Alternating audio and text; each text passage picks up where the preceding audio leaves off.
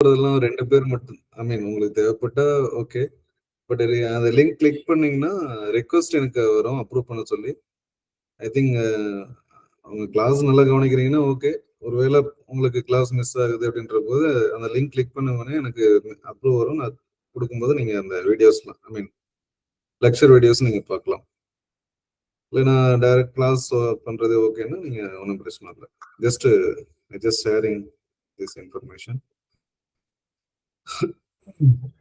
வேற 2 பேர் தான் ரிக்வெஸ்ட் குடுத்துட்டு இருக்காங்க. உங்களுக்கு தேவைப்பட்டதுன்னா நீங்க ஃபர்தரா உங்களுக்கு குடுக்கலாம்னு சொல்ல வரேன்.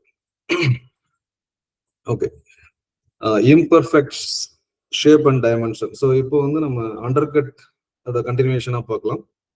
ஸோ அண்டர் கட்டோட பேஸ் இன்ஃபர்மேஷன் இதெல்லாம் நம்ம முன்னாடி பார்த்துட்டோம். நம்ம நேற்று கிளாஸ்லயே கூட இந்த பிளேட் ப்ராக்டிகல் சம்மந்தமாக அதை பார்த்துருக்கோம். அது டீட்டெயில் இன்ஃபர்மேஷன் தேரியா வித் ப்ராக்டிக்கல் தேரியா பார்க்க போறோம். An irregular groove at the toe of a run, an irregular groove at a toe of a run in the parent metal or previously deposited weld metal due to welding. Previously deposited weld metal due to welding, characterized by its depth, length and sharpness. Underline பண்ணுங்க. இது எப்படி characterise பண்றாங்க? Depth, length and sharpness. எது most critical அப்படின்னா sharpness. Most critical அப்படின்றது sharpness. என்ன சொல்றாங்க? ஒரு இர்ரெகுலரான குரூவ் வந்து பாத்தீங்கன்னா டோ ஏரியாவில் சரிங்களா, அந்த பாஸுக்கு அந்த பாஸ் தாண்டி அந்த பேரமெட்டல் கட் ஆகிற மாதிரி இருக்கும். இல்ல ஒண்ணு வந்து பேரமெட்டல் கட் ஆகிற மாதிரி இருக்கலாம். அதான் பேரமெட்டல் கொடுத்துருக்காங்க. groove at the toe of a run in the parent metal அல்லது previously deposited weld metal due to welding. இது previously deposited weld metal ஒரு ரன் அடிச்ச பின்னாடி அடுத்த ரன் அடிக்கும் போது எக்ஸிஸ்டிங் அந்த ஏற்கனவே அடிச்ச அந்த ரன் கூட டிராவல் ஸ்பீட் கொஞ்சம் அதிகமா மூவ் பண்ணி அந்த எக்ஸிஸ்டிங் வெல்டு கட் பண்ணிட்டு வருது. அதுதான் previously deposited weld metal due to welding. இது கேரக்டரைஸ் எப்படி பண்றாங்க அப்படின்னா டெப்த், லென்த் அண்ட் ஷார்ப்னஸ். ஓகேங்களா, depth, length and sharpness, not width. So width வந்து இங்க கேரக்டரைஸ் பண்ண கிடையாது. Depth, length and sharpness. So அண்டர்கட்டை நம்ம 3 வகையா பிரிக்கலாம். Continuous undercut, intermittent undercut and inter run undercut. Continuous, intermittent, inter run. Continuous அப்படின்னா இப்ப நேத்து கூட ஒரு பிளேட்ல பார்த்திருப்பீங்க, அண்டர்கட் ஆரம்பிச்சு எங்கேயுமே கேப் இல்லாம தொடர்ச்சியா ஒரு குறிப்பிட்ட தூரம் போயிருக்கும். கிட்டத்தட்ட 20 to 30 mm லென்த் வரைக்கும் போயிருக்கும். அது கண்டினியூஸ் அண்டர்கட். இன்டர்மீடியட் அண்டர்கட் அப்படின்னா ஒரு இடத்துல கொஞ்சம் இருக்கு, அடுத்தது எதுவும் இல்லை, நெக்ஸ்ட் கொஞ்சம் இருக்கு, அடுத்தது எதுவும் இல்லை, அந்த மாதிரி விட்டு விட்டு இருக்கிறது எல்லாமே intermittent undercut. Inter run undercut அப்படின்றது இன்டர் ரன் அண்டர்கட். இப்ப மேல நம்ம இந்த விஷயம் பார்த்தோம் இல்லைங்களா, எக்ஸிஸ்டிங் வெல்டு கூட ஐ மீன் ஃபர்ஸ்ட் ரன் அடிச்சிட்டீங்க, செகண்ட் ரன் அடிக்க போறாரு வெல்டர். அப்ப எக்ஸிஸ்டிங் ஏற்கனவே உள்ள அந்த வெல்டர் கூட நீங்க கட் பண்ணி அடிக்கிறது இன்டர் ரன் அண்டர்கட். ஏதாவது டவுட் இருக்குங்களா? இதுல ஏதாவது புரியுதா? ஓகே சார், புரியுது. Okay right. Inter yes sir. Inter run அண்டர்கட்டுக்கு மெயின் ரீசன் வந்து வெல்டருக்கு ஸ்கில் இல்லைன்னு தான் அர்த்தம். ஸோ அதுக்கு லேக் ஆஃப் ஸ்கில். அப்போ வெல்டருக்கு வந்து இன்ஸ்ட்ரக்ஷன் ப்ராப்பரா கொடுக்கணும். ஒரு ஸ்கில்டு வெல்டர் வந்து அந்த மாதிரி அடிக்க மாட்டார், கரெக்டா ப்ரொஃபைல் கொடுப்பார். ஸோ இதுக்கான ரூட் காஸ் என்ன அண்ட் ப்ரிவென்ஷன் என்ன, இதுக்கான இந்த வரதுக்கான காரணம் என்ன, இதை எப்படி நம்ம தடுக்கலாம்? So melting of top edge due to high welding current. Melting of top edge due to high welding current, especially at free edge. Especially at free edge. அந்த எட்ஜ், அந்த இடத்துல அந்த டாப் எட்ஜ் மீன்ஸ் என்ன, cap சைட்ல அந்த edge preparation, அந்த மேல top portion வந்து இருக்காது. ஃப்ரீ எட்ஜ்னா அந்த எட்ஜே இருக்காது, என்டையரா அப்படி கட் ஆயிடும். அல்லது high travel speed. Please underline. மெயினா வந்து டிடபிள்யூட ஆன்சர் கீ வந்து ஹை டிராவல் ஸ்பீடு தான் ஃபர்ஸ்ட் ப்ரியாரிட்டி. 2வது ப்ரியாரிட்டி தான் ஹை வெல்டிங் கரண்ட் கொடுக்குறோம். நோட் பண்ணிக்கோங்க, இது செகண்ட் ப்ரியாரிட்டி, இது first priority.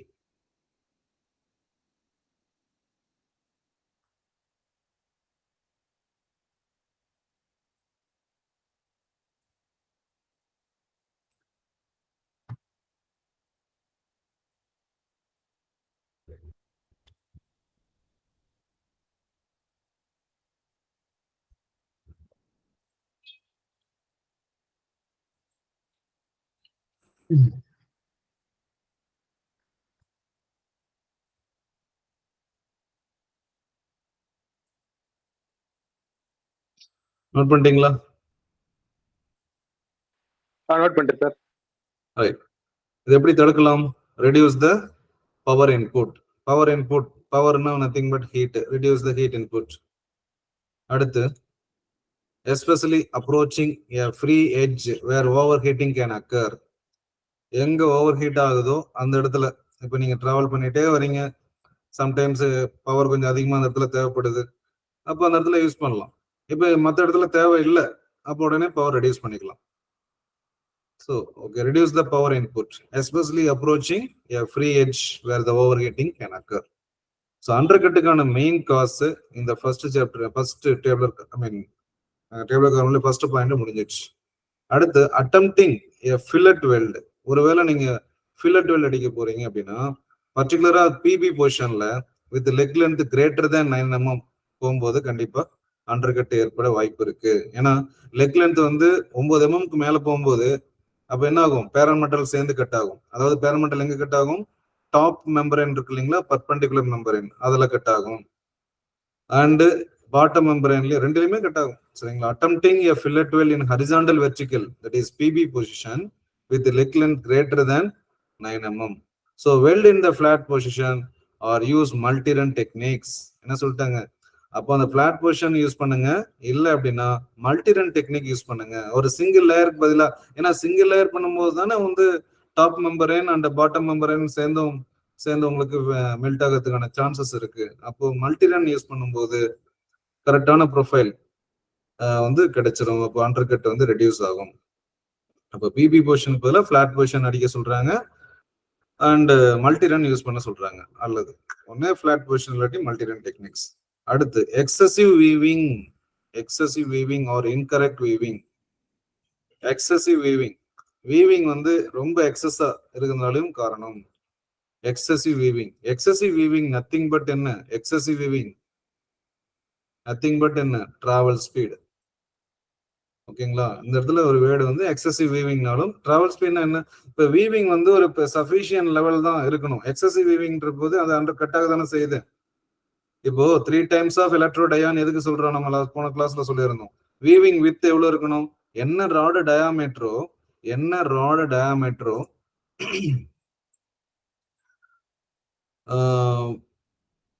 Weld weave width formula என்னன்னு கேட்டீங்கன்னா,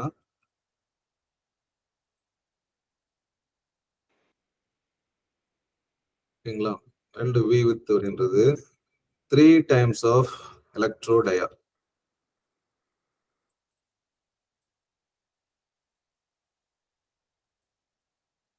அப்போ இந்த 3 டைம்ஸ் ஆஃப் எலக்ட்ரோடயான்றது வெல்டிங் வீவிங் வித். ஓகேங்களா?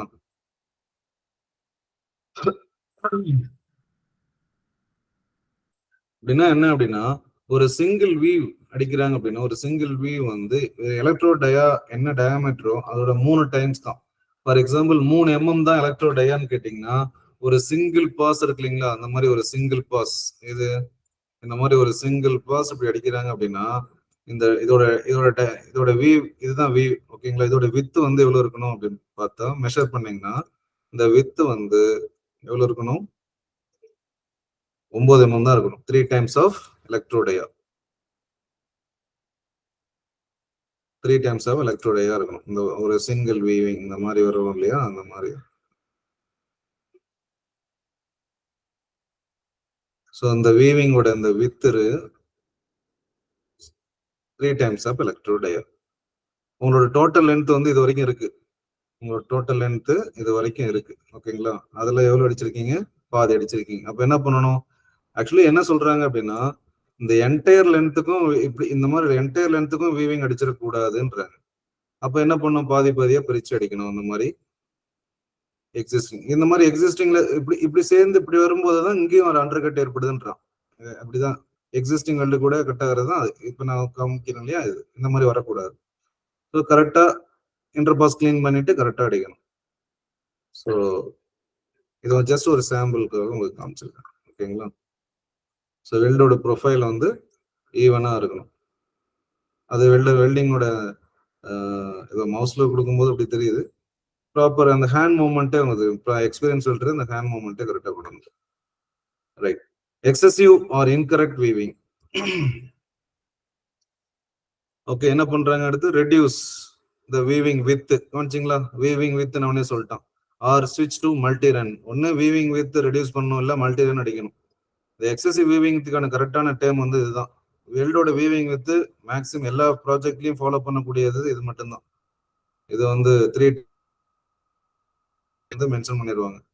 3 times of electrode dia. So reduce the weaving width or switch to multi-runs. Incorrect electrode angle. Electrode angle சரியா பொசிஷன் பண்ணாம இருக்கிறது ஒரு காரணம் என்று சொல்றாங்க. அடுத்து அதுக்கு என்ன ரெக்டிஃபிகேஷன்?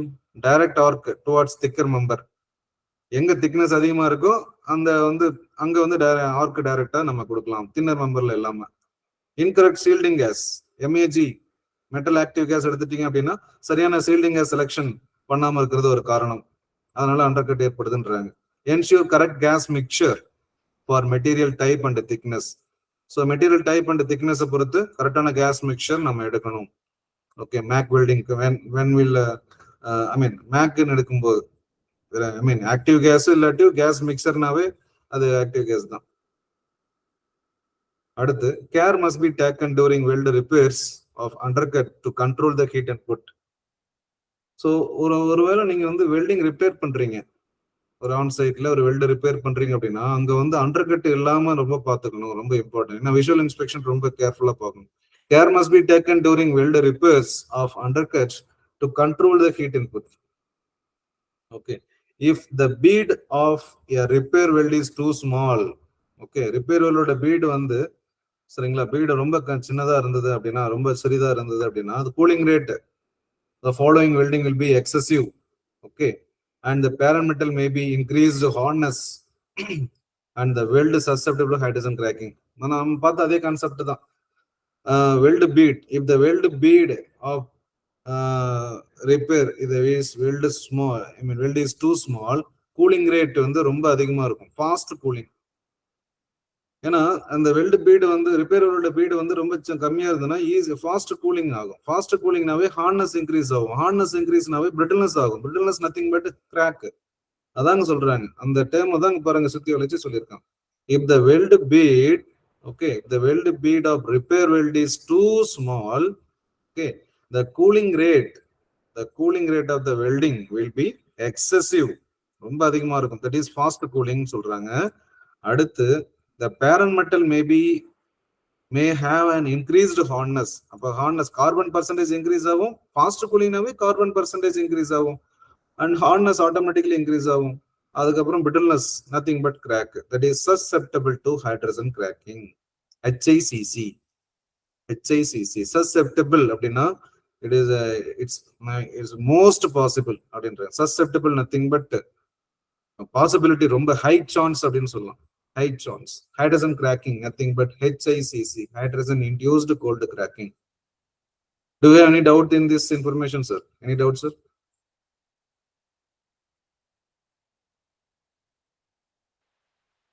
இல்ல சார், டவுட் இல்ல. Okay, okay sir.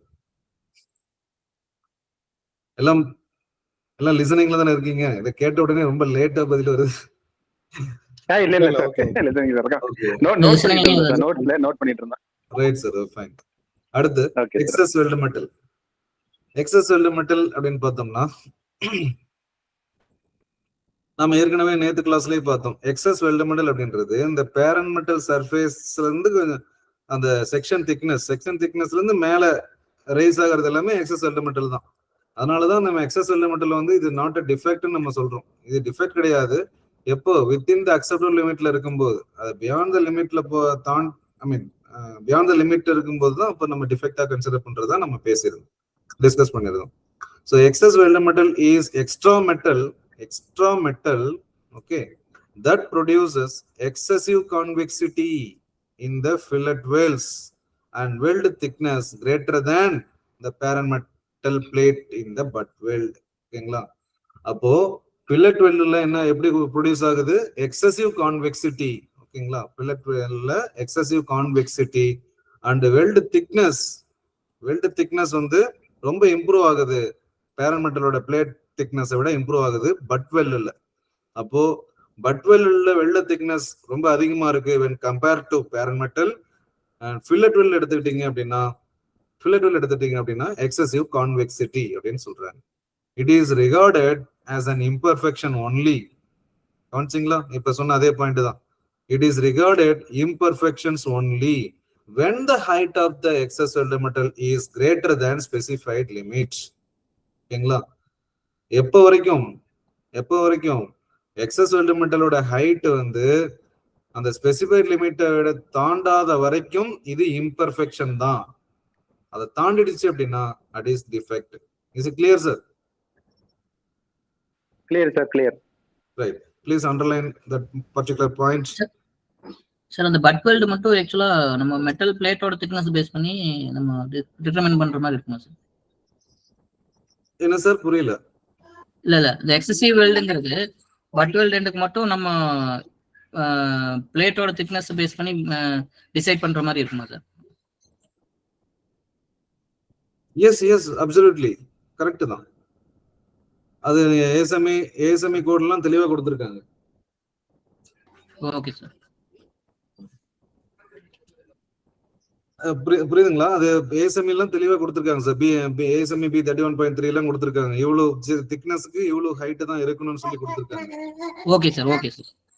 பட் இங்க இதுவும் ஸ்டாண்டர்ட்ல நம்ம தேடி பார்த்தோம்னா கிடைக்கும் சார். பட் இப்போதைக்கு நம்ம இதை புரிஞ்சுக்கலாம். எப்படி அது ப்ரொடியூஸ் ஆகும் அப்படின்னா ஃபில்லட் வெல்ட்ல வந்து ரொம்ப அந்த எக்ஸசிவ் கான்வெக்ஸ் வெல்ட் மாதிரி இருக்கும் சார். அதாவது எக்ஸசிவ் கான்வெக்சிட்டினா கான்வெக்ஸ், கான்கேவ் அண்ட் மீட்டர் படிச்சோம் இல்லைங்களா? அப்ப இங்க கான்வெக்சிட்டியா ஃபில்லட் வெல்ல இருக்கும். பட் வெல்ல வந்து இன்னும் அந்த பர்டிகுலர் லொகேஷன்ல மெட்டல் அதிகமா டெபாசிட் ஹைட் ரொம்ப இன்க்ரீஸ் ஆகும். அதான் நம்ம எக்ஸஸ் வெல்ட் மெட்டல் சொல்றோம். அமெரிக்கன் ஸ்டாண்டர்ட்ல ரீஇன்ஃபோர்ஸ்மெண்ட் ஹைட்னு சொல்றோம். இப்போதைக்கு நம்ம இதை தெரிஞ்சுக்கலாம். பட் அந்த திக்னஸ் வந்து எப்படின்னா நம்ம அமெரிக்கன்ல உள்ளதை நான் ஜஸ்ட் சொல்றேன். 3 mm இருந்து 6 mm வரைக்கும் இருந்ததுன்னா T/3 சொல்றாங்க. 3 mm to 6 mm job thickness இருந்ததுன்னா திக்னஸ் டிவைட் பை 3. ஒரு 6 mm அவங்க ஜாப் திக்னஸ் இருந்தா 6/3. அப்போ 2 mm தான் மேக்ஸிமம் ஹைட் இருக்கணும். அப்போ 6 to 13 ஒன்னு, 6 to 13 வந்து 3 mm, 13 to 25 வந்து 4 mm, 25 above வந்து 5 mm. இவ்வளவுதான் லிமிட் கொடுத்துருக்காங்க. 5 mm above எதுவும் கிடையாது சார். நீங்க இங்கேயும் பாருங்க அக்செப்டன்ஸ் கிரைட்டீரியா, இங்கேயும் பாருங்க அந்த கேட்டகரி கேட் ஏ, கேட் பி, கேட் சில பாருங்க. கேட் சில பாருங்க மேக்ஸிமம் ஹைட் 5 mm தான் கொடுத்துருப்போம். கவனிச்சிங்களா? ஸோ அப்போ இது வந்து என்ன தெரியுதுன்னா எக்ஸஸ் வெல்ட் மெட்டல் 5 mm மேல அளவுடே இல்லை மேக்ஸிமம். புரியுதுங்களா? ஓகே. ஸோ நீங்க மைண்ட்ல ஃபிக்ஸ் பண்ணிக்கோங்க. 5 mm மேல உள்ளதெல்லாம் அக்செப்ட் பண்ணிடாதீங்க. அதாவது இதுவும் டிபெண்ட்ஸ். 5 mm மேல மீன்ஸ் அதோட கிரைட்டீரியாவே 5 mm தான் ஃபிக்ஸே பண்ணிருக்காங்க. ஓகேங்களா? ரைட், ஐ திங்க் ஒரு புரியுது நினைக்கிறேன் சார். நெக்ஸ்ட் போயிடலாமா? போலாம் சார். Okay, right. அடுத்து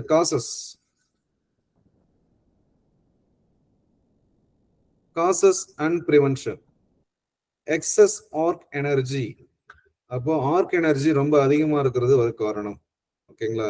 பர்டிகுலரா எடுத்துக்கிட்டீங்க அப்படின்னா மேக் அண்ட் SAW. அப்ப என்ன பண்ணணும்? ஹீட் இன்புட் கம்மி பண்ணணும். அடுத்து shallow edge preparation. Shallow edge preparation அப்படின்றது என்ன சொல்றது? ஷாலோன்றது like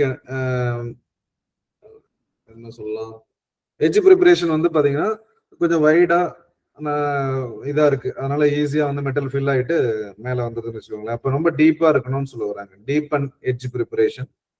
faulty electrode manipulation which means electrode angle வந்து ப்ராப்பரா வந்து இது பண்றது இல்ல. பில்டப் சீக்வன்ஸ் சரியா பண்ணல.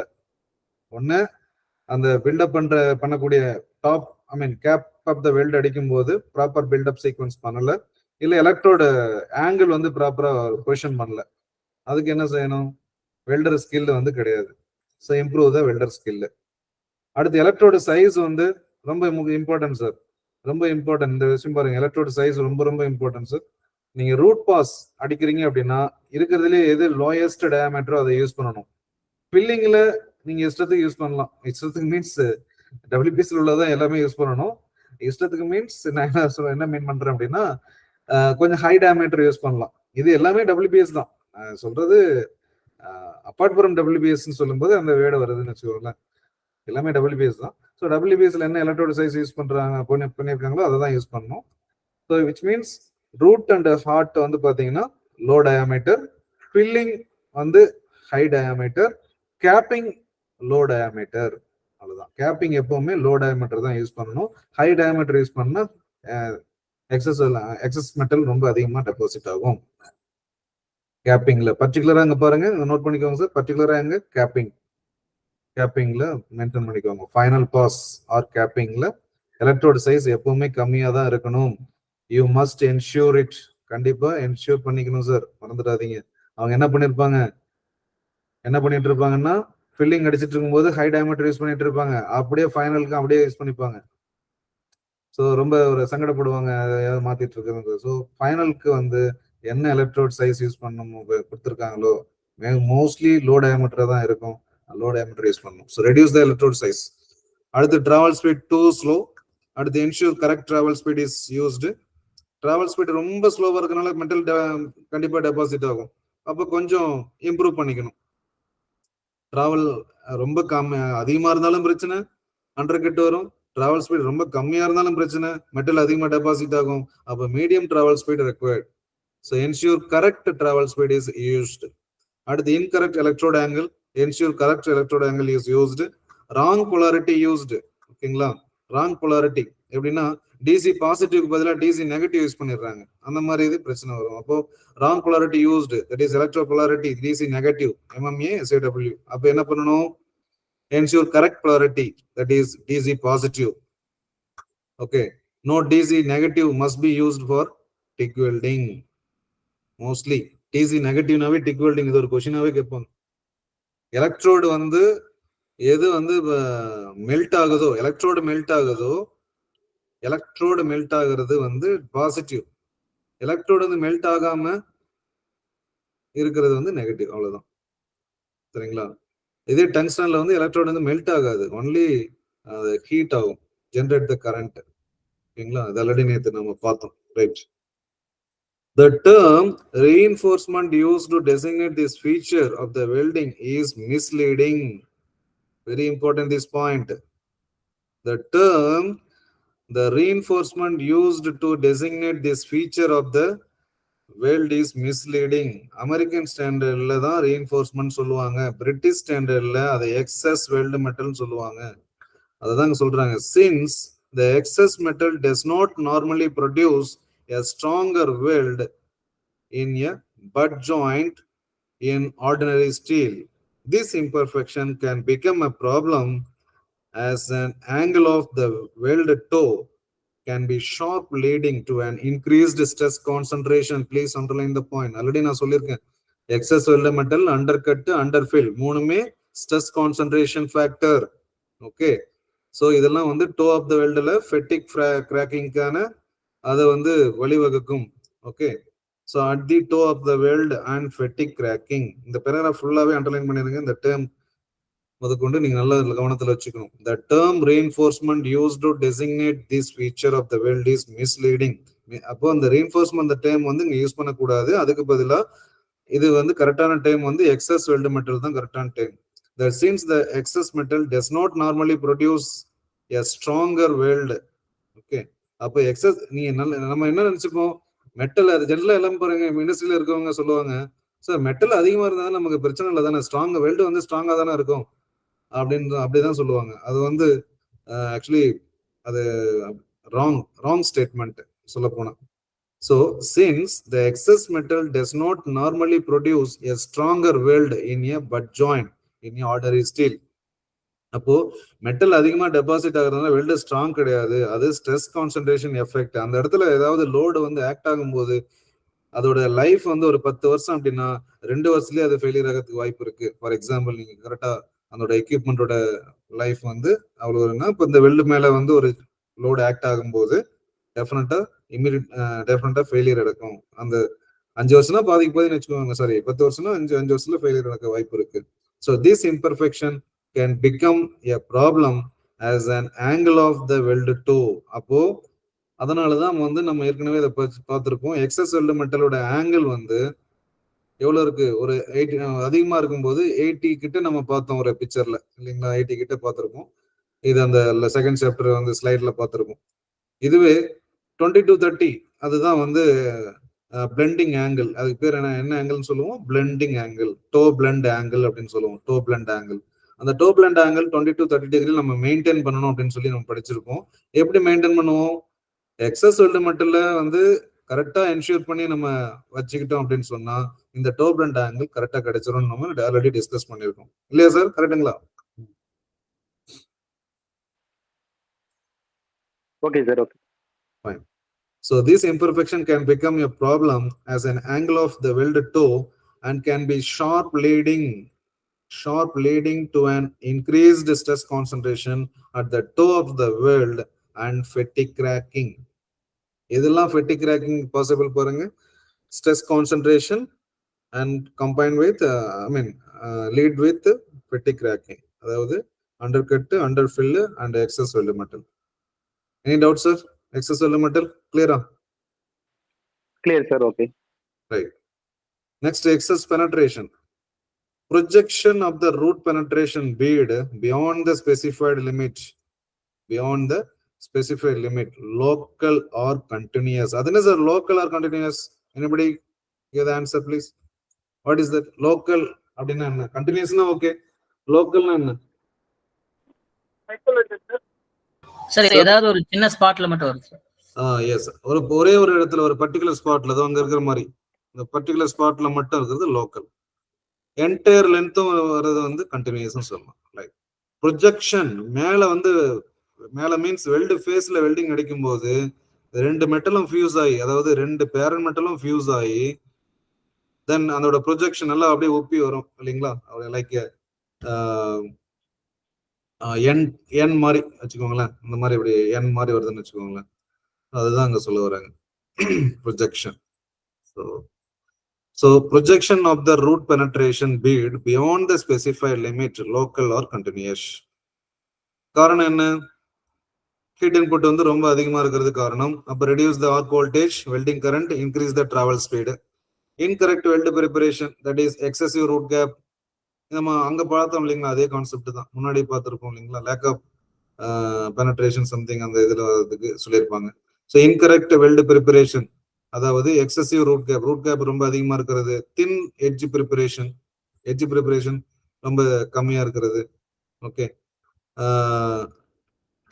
ஓகே, எக்ஸசிவ் தின் எட்ஜ் ப்ரிப்பரேஷன் என்ன மீன் பண்றாங்க சார், இங்க வந்து ரூட் ஃபேஸ் கம்மியா இருக்கிறது சொல்றாங்க. ஓகேங்களா, ரூட் ஃபேஸ் கம்மியா இருக்கிறது, ரூட் கேப் அதிகம், ரூட் ஃபேஸ் கம்மி. எக்ஸஸ் பெனட்ரேஷன் என்ன படிச்சிருப்போம், ரூட் ஃபேஸ் அதேதான். எக்ஸசிவ் ரூட் கேப் அப்படின்னா ரூட் கேப் அதிகம், root face thin edge preparation nothing but root face வந்து கம்மி. அடுத்து லேக் ஆஃப் பேக்கிங் வந்து சரியா இல்லை, லேக் ஆஃப் பேக்கிங் சரியா எடுக்கல. டபுள் பி போகும்போது இல்ல அந்த மாதிரி வேற பேக்கிங் ஸ்ட்ரிப் இந்த மாதிரி கொடுத்தீங்கன்னா பேக்கிங் சரியா இல்லைன்னு அர்த்தம். So improve work face preparation, proper work face preparation பண்ணிருக்கணும். Use of electrode unsuited to welding position, அப்போ யூஸ் பண்ணக்கூடிய அந்த எலக்ட்ரோடு வந்து அந்த பர்டிகுலர் பொசிஷனுக்கு ப்ராப்பரா சுட்டபிளா இல்லை. நம்ம என்ன E7018 சொல்றோம் இல்லையா, E7018 அந்த ஒன்ன்றது என்ன, வெல்டிங் இன் ஆல் பொசிஷன் அப்படின்னு சொல்றோம். அப்போ ஆல் பொசிஷன் இல்லாம அப்ப இந்த யூஸ் பண்ணக்கூடிய அந்த எலக்ட்ரோடு வந்து அந்த பர்டிகுலர் பொசிஷனுக்கு சுட்டபிளா கிடையாதுன்றாங்க, அன்சுட்டட் டு வெல்டிங் பொசிஷன் அப்படின்றாங்க.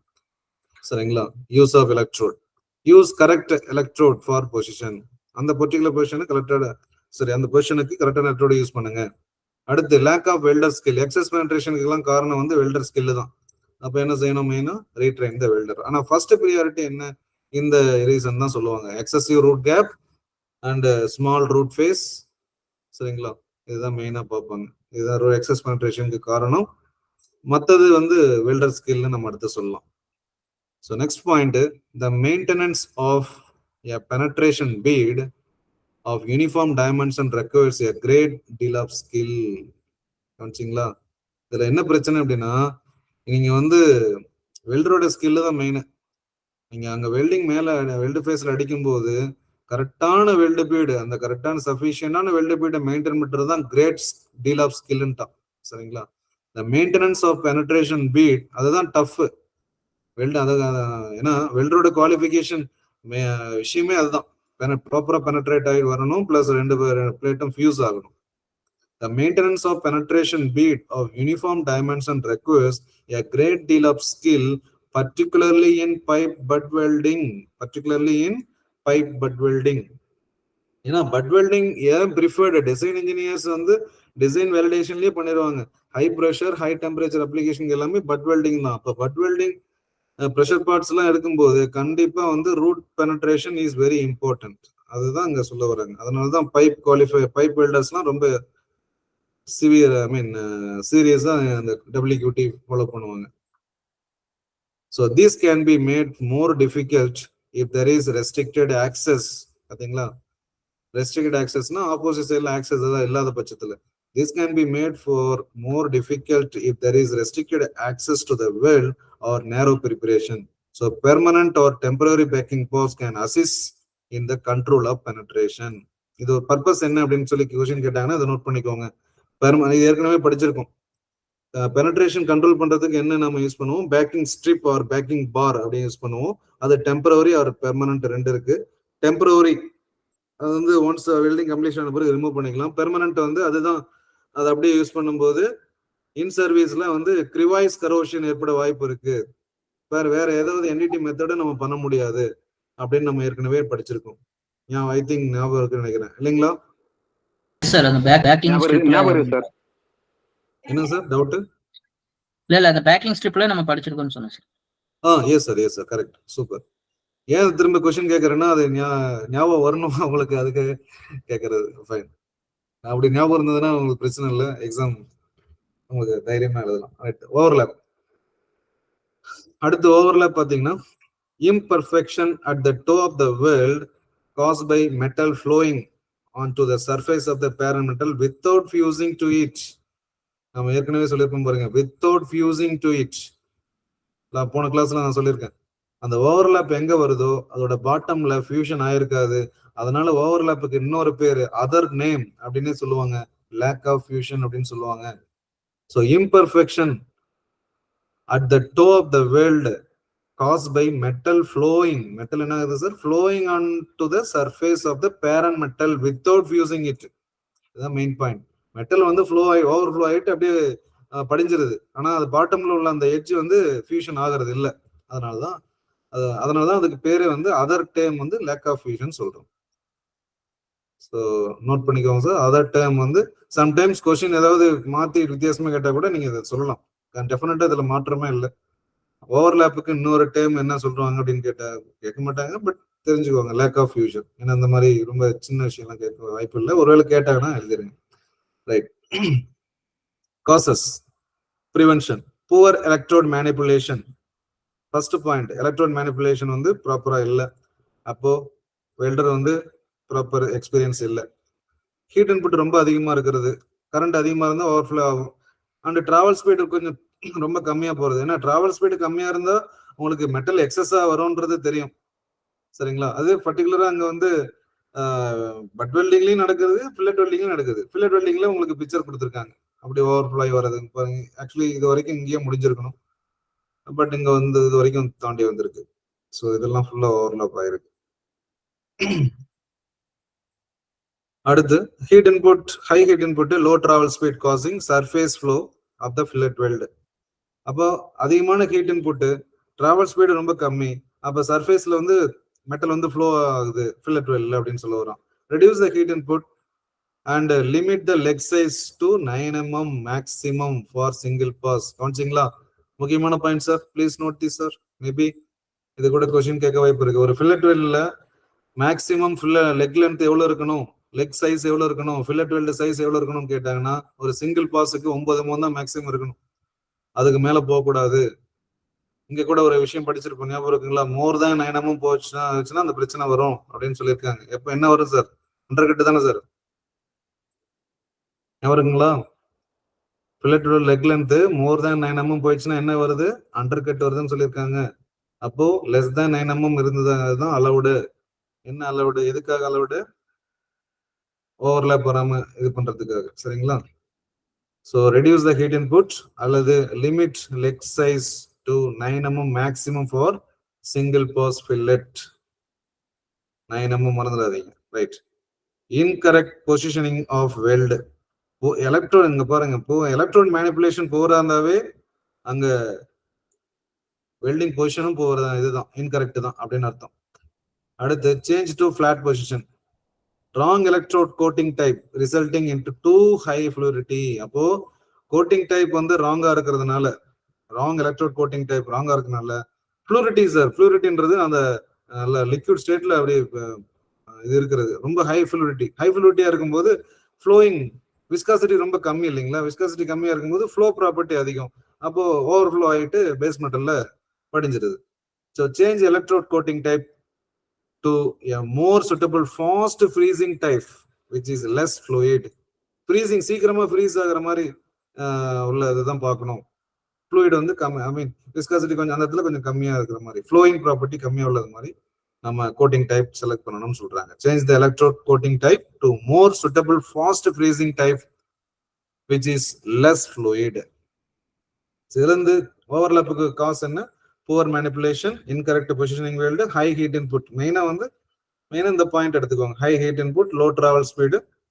அப்புறம் அப்ப இதுக்கு என்ன ப்ரிவென்ஷன்? ஹீட் இன்புட் கம்மி பண்ணணும். மேக்ஸிமம் ஃபில்லட்டோட சைஸ் ஒரு சிங்கிள் பாஸுக்கு எவ்வளவு இருக்கணும் அப்படின்னா 9 mm இருக்கணும். ஸோ வெல்டிங் பொசிஷன் வந்து தப்பா யூஸ் பண்ணக்கூடாது. விச் மீன்ஸ் ஃபிளாட் பொசிஷன் தான் நம்ம யூஸ் பண்ணணும்.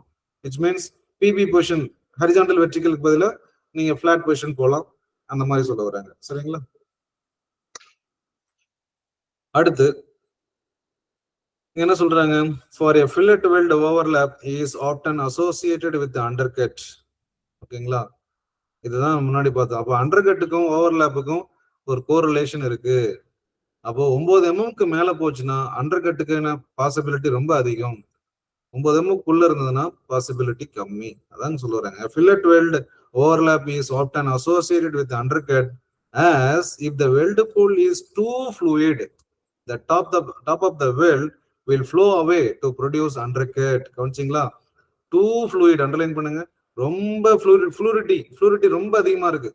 ஃப்ளூரிட்டி ரொம்ப அதிகமா இருக்கும்போது அது ஈஸியா ஃப்ளோ ஆயிட்டு பேர் மெட்டல்ல கட் பண்ணிடுது. காரணம் ஹை கரண்ட்டும் அதிகமா இருக்கு. அப்ப ஈஸியா கட் பண்ணிடுது.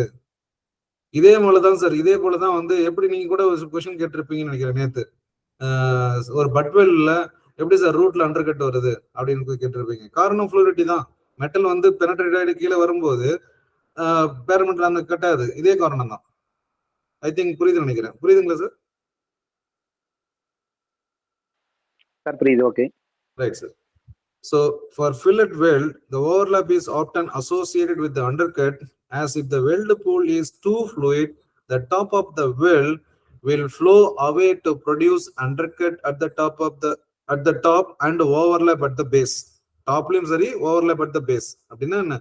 இப்ப இந்த இடத்துல at the top means இது, at the overlap at the base. இது ரெண்டுமே அண்டர்கட் இருக்க வாய்ப்பு இருக்குன்றாங்க. இங்கேயும் அண்டர்கட் வருது, இங்கேயும் அண்டர்கட் வருது. Okay. If the volume of the weld pool is too large, அந்த வெல்ட் பூலோட வால்யூம் வந்து ரொம்ப அதிகமா இருக்குது அப்படின்னா ஃபில்லட் வெல்ட்ல அது horizontal vertical position, the weld metal will collapse due to the gravity. அப்போ வால்யூம் ரொம்ப அதிகமா இருக்கு அப்படின்னா அந்த வெல்ட் மெட்டலே ஃபுல்லா கொலாப்ஸ் ஆயிடும் கிராவிட்டி ஃபோர்ஸ்னால. ஸோ ரெண்டுமே ப்ரொடியூசிங் போத் டிஃபெக்ட், ரெண்டுமே வந்துடும். அண்டர்கட்டும் வந்துருது, ஓவர்லாப்பும் வந்துருது. எப்போ சார்? ஹரிசாண்டல் வெர்டிகல் பொசிஷன் அடிக்கும்போது, பிபி பொசிஷன் அடிக்கும்போது வெல்ட் மெட்டலோட volume, which means volume of the weld pool அப்படின்றது அந்த வெல்டிங் அடிக்கக்கூடிய அந்த ஐ மீன் டெபாசிட் பண்ணக்கூடிய அந்த எக்ஸாக்ட் வால்யூம். சரிங்களா? அது ரொம்ப அதிகமா இருந்துச்சு அப்படின்னா பர்டிகுலரா பிபி பொசிஷன்ல அப்ப என்டையர் வெல்ட் மெட்டலே கொலாப்ஸ் ஆயிடும். நமக்கு ரெண்டு டிஃபெக்ட்டுமே வரும். அண்டர்கட்டும் வந்துடும். அண்ட் அண்டர்கட் எங்க வரும்? அண்டர்கட் வந்து டாப்ல வருது, விச் மீன்ஸ் பர்பெண்டிகுலர் மெம்பரேன்ல வருது. அண்ட் பேஸ்ல வருது, ஓவர்லாப் வருது. இதுக்கு பேரு தான் சாகிங். இதுக்கு பேர் என்ன சொல்றேன் சார்? சாகிங். இந்த மாதிரி டைம்ல அந்த பேட்டர்ன் கேட்கறதுக்கு வாய்ப்பு இருக்கு சார். புது டைம்லாம் எங்க வருதோ தயவு செய்து நோட் பண்ணிக்கோங்க. அப்போ டாப் மெம்பரேன், அதாவது பர்டிகுலரா பிபி பொசிஷன்ல, ஹரிசாண்டல் வெர்டிகல் பொசிஷன்ல வெல்ட் மெட்டலோட அந்த வால்யூம் ஆஃப் வெல்ட் பூல் ரொம்ப அதிகமா இருக்கும் போது, பிபி பொசிஷனாவே அது ஃபில்லட் வெல்ட் தான், அதுல எந்த மாற்று கருத்து இல்லை. வால்யூம் ஆஃப் வெல்ட் பூல் ரொம்ப அதிகமா இருக்கும் போது பிபி பொசிஷன்ல வெல்ட் மெட்டல் கொலாப்ஸ் ஆயிடும். என்ன காரணம்? டியூ டு கிராவிடேஷனல் ஃபோர்ஸ்னால கொலாப்ஸ் ஆயிடும். அப்ப நமக்கு ரெண்டு டிஃபெக்ட்டுமே வருது.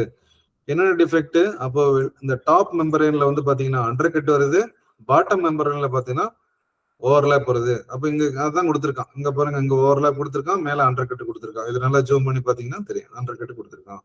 இது பிபி பொசிஷன்ல அடிக்க வச்சிருக்காங்க. சரிங்களா? கிளியரா சார்? ஓ கிளியர் சார், கிளியர். ரைட். இதுக்கு பேர் தான் சாகிங் அப்படின்னு சொல்றாங்க. அப்படியே வளைஞ்சி வருது இல்லைங்களா, அதனால சாகிங். சாகிங் பெயிண்டிங் இன்ஸ்பெக்டர்லாம் இருந்திருக்கவங்க, பெயிண்டிங்ல ஒர்க் பண்ணியிருந்தீங்கன்னா தெரியும், அதுக்கு பேர் சாகிங். இப்போ பெயிண்ட் அப்ளை பண்ணும்போது அப்படியே வளைஞ்சு கீழே வரும் இல்லைங்களா, அது பேர் சாகிங் சொல்லுவோம். அதுதான் இங்கேயும் இவனும் வெல்டிங்ல அப்படியே வளைஞ்சி ஓவர்லேப் ஆகி வருது இல்லைங்களா, அது பேர் சாக்னு சொல்லியிருக்காங்க. அடுத்து லீனியர் மிஸ்அலைன்மெண்ட். லீனியர் மிஸ்அலைன்மெண்ட், இது ஒரு பேரம் பிளேட், இது ஒரு பேரம் பிளேட் வெள்ளை அடிச்சிருக்காங்க. ஃபிட்டப் வந்து சரியா கவனிக்காம இருக்காங்க. So misalignment. ஆஃப்டர் வெல்டிங் இன்னும் அதிகமா இருக்கு. ஸோ இதெல்லாம் நம்ம டியூரிங் ஃபிட்டப்லயே நம்ம கவனிக்க வேண்டிய விஷயம். So misalignment between two welded pieces such that while their surface planes are parallel, they are not in the required same plane. கண்டிப்பா சர்ஃபேஸ் பிளேன் வந்து பேரலா இருக்க வேண்டியது, அதுக்கு பதிலா அப்படி இல்லாம அது வந்து அலைன்மெண்ட் மாறி இருக்கு அப்படின்னு சொல்ல வரோம். Misalignment between two welded pieces such that while their surface planes are parallel, அதாவது பேரலா இருக்கிறதுக்கு பதிலா அந்த பேரலா இல்லாம இருக்கு, அதனால மிஸ்அலைன்மெண்ட் அப்படின்னு சொல்றோம். Or linear misalignment. லீனியர் அப்படின்னா என்டையர் வெல்டும் இருந்ததுன்னா அது லீனியர்னு சொல்லுவோம். ஒரு பர்டிகுலர் லொகேஷன்ல மட்டும் இருந்ததுன்னா வெறும் மிஸ்அலைன்மெண்ட் சொல்லலாம். லீனியர்னா entire the plate. So causes inaccuracies in assemblies procedures or distortion from other weld. சரிங்களா? வெல்ட் அடிக்கும் போது டிஸ்டார்ஷன் ஆகலாம், இல்ல ஃபிட் அப் பண்ணும்போது ப்ராப்பர் அசம்பிளி ப்ரொசீஜர் ஃபாலோ பண்ணாம இருக்கலாம். Adequate checking of alignment prior to welding coupled with the use of clamps and wedges. அப்போ clamp and wedges வச்சு ப்ராப்பரா கிளாம்ப் பண்ணி நம்ம ஃபிட் அப் பண்ணி அலைன்மெண்ட் எல்லாம் கரெக்டா வெரிஃபை பண்ண பிறகுதான் வெல்டிங்க்கு அடுத்து கொடுக்கணும், பாஸ் பண்ணணும். Excessive out of flatness in hot rolled plates or section.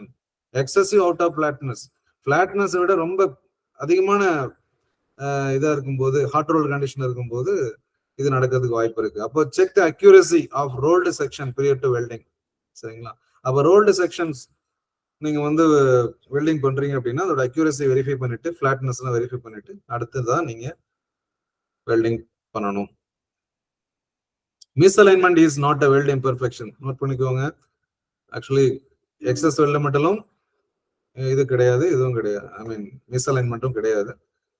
Excess weld மட்டும் பாத்தீங்கன்னா அந்த பியாண்ட் த லிமிட், ஸ்பெசிஃபைட் லிமிட்டோட தாண்டி போகும்போது தான் அப்போ நீங்க கன்சிடர் பண்றீங்க. அதே போல இங்க misalignment is not a weld imperfection but a structural preparation problem. இது வந்து structural preparation பிரச்சனைன்னு சொல்லிட்டாங்க. Even a small amount of misalignment can drastically increase the local shear stress at the joint and induce bending stress. Please underline, இந்த point ரொம்ப முக்கியம். மற்ற மேல கூறது கூட தேவையில்லை, கீழே உள்ளது பாருங்க. ஒரு கம்மியான மிஸ்அலைன்மெண்ட் இருந்தா கூட டிராஸ்டிக்கலி ரொம்ப பெரிய பாதிப்பை ஏற்படுத்தும். ஸ்ட்ரெஸ் அந்த பர்டிகுலர் லொகேஷன்ல லோக்கல் ஷியர் ஸ்ட்ரெஸ் உண்டு பண்ணும் அந்த ஜாயிண்ட் ஏரியாவில். அதுக்கப்புறம் அந்த உண்டு பண்ணி ஈஸியா பெண்ட் ஸ்ட்ரெஸ் கிரியேட் ஆயிடும். ஓகேங்களா? ஸோ இந்த மாதிரி இது புரியுது நினைக்கிறேன். And induce the bending stress. For example, ஒரு கட்டுக்கம்பி வந்து ஒரு பர்டிகுலர் பாயிண்ட்ல நீங்க உடைக்கிறீங்க அப்படின்னு சொன்னா கண்டினியூஸா திரும்ப திரும்ப திரும்ப திரும்ப அதை வளைச்சு வளைப்பீங்க. யூ டைப்ல கொண்டு வருவீங்க, திரும்ப ஸ்ட்ரைட்டன் பண்ணுவீங்க. அப்படி கொண்டு வருவாங்க, அந்த இடத்துல பெண்டிங் ஸ்ட்ரெஸ் ஆக்டிவேட் ஈஸியா உடையும் இல்லைங்களா, அந்த மாதிரி சொல்ல வராங்க. So even a small amount of misalignment can drastically increase the local shear stress at a joint. Local shear ஸ்ட்ரெஸ்னா அட் எ ஜாயிண்ட், அந்த ஜாயிண்ட்ல ஷியர் ஸ்ட்ரெஸ் ஆக்ட் ஆகுது.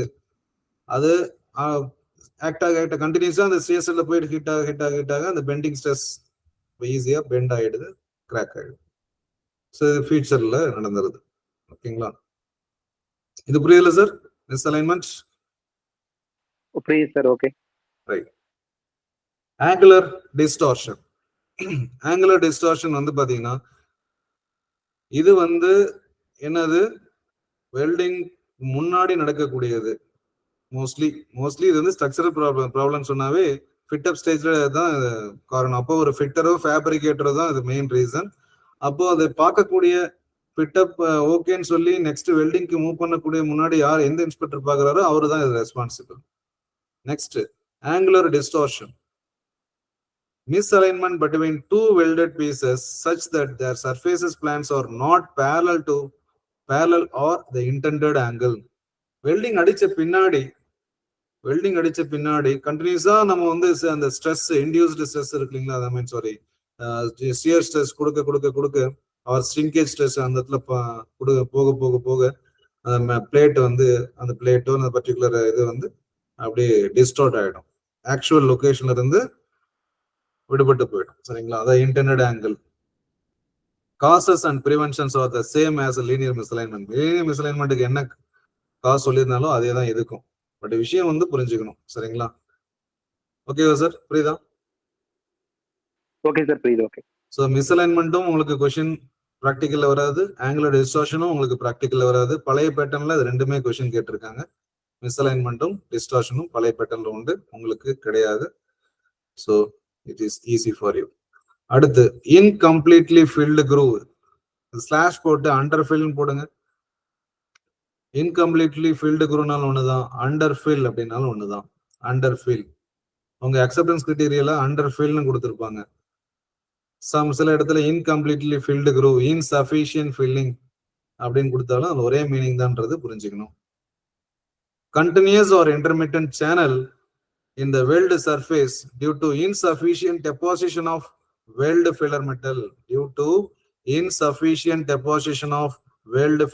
வெல்டிங் அடிக்கும் போது அந்த செக்ஷன் திக்னஸ்ல சஃபிஷியன்ட் வெல்டு டெபாசிட் ஆகல. சரிங்களா, 10 mm திக்னஸ் இருக்குது அப்படின்னா அங்க 8 mm தான் அங்க வந்து டெபாசிட் ஆயிருக்கு, மீதி 2 mm டெபாசிட் ஆகல. ஒரு குறிப்பிட்ட ஸ்பாட்ல கூட அப்படி இருக்கலாம், இல்ல ஒரு பர்டிகுலர் டிஸ்டன்ஸ்ல இருக்கலாம், இந்த மாதிரி சொல்லலாம். கண்டினியூஸ் ஆர் இன்டர்மிட்டன்ட், அது தொடர்ச்சியா இருக்கலாம் இல்ல விட்டு இருக்கலாம். சேனல் இந்த weld surface due to insufficient deposition of weld filler metal. Causes என்ன? Insufficient weld metal. இதுதான் சிம்பிளா நம்ம அதே தான் சொல்லியிருக்காங்க. அப்போ increase the number of weld run. அப்ப என்ன சொல்லியிருக்காங்க? Increase the number of weld runs. Weld runs passes increase பண்ண சொல்றாங்க. என்ன பண்ணுவாங்க அப்படின்னா, இப்போ மல்டி ரன் பதிலாக சிங்கிள் ரன் அடிக்கிற இடத்துல டிராவல் ஸ்பீடு ஐயா போகும்போது, டிராவல் ஸ்பீடு கொஞ்சம் வேகமா போகும்போது ஈஸியா அந்த இடத்துல கேப் விழுந்துரும். அப்ப ஃபில்லிங் அந்த இடத்துல நடக்காது. அப்ப அதனாலதான் உங்களுக்கு லேக் ஆஃப் சைடு வால் ஃபியூஷனும் வந்துருது, அந்த இடத்துல ஃபில்லிங்கும் வந்துருது அப்படின்னு சொல்ல வரோம். பிஎஃப் பெஸ்ட் ஃப்ரெண்ட் ரெண்டு ஜாயின் பண்ணியே வருவாங்க. சரிங்களா, பெஸ்ட் ஃப்ரெண்ட் எதுக்காக சொல்ல வரோம் அப்படின்னா, உங்களுக்கு கேட் ஏல அந்த கேட்டகரி அக்செப்டன்ஸ் கொடுத்துருக்காங்க இல்லையா. அண்டர் ஃபீல்டுக்கு வந்து பின்னு சொல்லியிருப்பாங்க, எஃப் வந்து லேக் ஆஃப் ஃபியூஷன் கொடுத்துருப்பாங்க, அதனால பிஎஃப்னு சொல்லியிருந்தோம். So increase the number of weld runs. Number of multiples அடிச்சோம்னா அது கரெக்டாக கொண்டு வர முடியும். அடுத்து irregular weld bead surface. Weld bead surface வந்து இர்ரெகுலர் ஆகும், ஒரு இடத்துல அதிகமா இருக்கிறது, ஒரு இடத்துல கம்மியா இருக்கிறது. அந்த மாதிரி இர்ரெகுலர் வெல்டு பீட் சர்ஃபேஸ் இருந்துச்சுன்னா அதுக்கு வந்து காரணம் வந்து வெல்டர் தான். வெல்டரை வந்து ட்ரெயின் பண்ணணும். ஸோ இது நம்ம ஒரு important point sir. This imperfection differs from undercut as it reduces the load bearing capacity of the weld. Load bearing capacity full-ஆவே இது பண்ணிரும். Whereas undercut produces sharp stress raising knots at the edge of the weld. So undercutக்கும் இதுக்கும் ஒரு சின்ன different வச்சுக்கோங்க. ஏன்னா மூணுமே வந்து stress concentration factor தான் நம்ம ஆல்ரெடி சொல்லியிருக்கோம். இதுல அண்டர்கட்டுக்கும் அண்டர்ஃபில்லுக்கும் உள்ள டிஃபரன்ஸ் இங்க கொடுத்துருக்காங்க. என்ன டிஃபரன்ஸ் அப்படின்னா, அண்டர்கட் வந்து சாரி ஆசிட் இந்த அண்டர்ஃபில் வந்து it reduces the load bearing capacity of the weld. Load bearing capacity of the weld, ஓகேங்களா. லோட் பேரிங் கெப்பாசிட்டி ஃபுல்லாவே இது பண்ணிடும். ஆனா அண்டர்கட் வந்து அந்த பர்டிகுலர் லொகேஷன்ல ஸ்ட்ரெஸ் ரைசர் அப்படின்னு கூட ஒரு ஆன்சர் பார்த்துருக்கோம். Stress rising notch at the edge of the weld, ஓகேங்களா. இது அங்க வந்து load bearing capacity of the weld, இது அண்டர்ஃபில். தனியா நோட் பண்ணிக்கோங்க. அண்டர்ஃபில் வந்து load bearing capacity of the weld, under cut வந்து என்ன பண்ணுது, sharp stress rising notch at the edge of the weld. Sharp stress rising notch at the edge of the weld. Important point, டெஃபினட்டா question உண்டு. எனக்கு தெரியும் இதுல கண்டிப்பா question உண்டு. ஏன்னா புதுப்பேட்டை தான் எப்படி சொல்றீங்கன்னு நினைக்கலாம், பட் இதுல கொஸ்டின்ஸ் டெஃபினட்டா கேட்கறதுக்கு வாய்ப்பு அதிகம். So salt stress rising notch at the edge of the weld. Okay. So in underfill வந்து பாத்தீங்கன்னா load bearing capacity of the weld. Load bearing capacity. லோடே தாங்காது. இந்த இடத்துல மெட்டல் அண்டர்ஃபில் வந்து லோட் பேரிங் கெபாசிட்டி. ஆமா சார், அண்டர்ஃபில் வந்து load bearing capacity.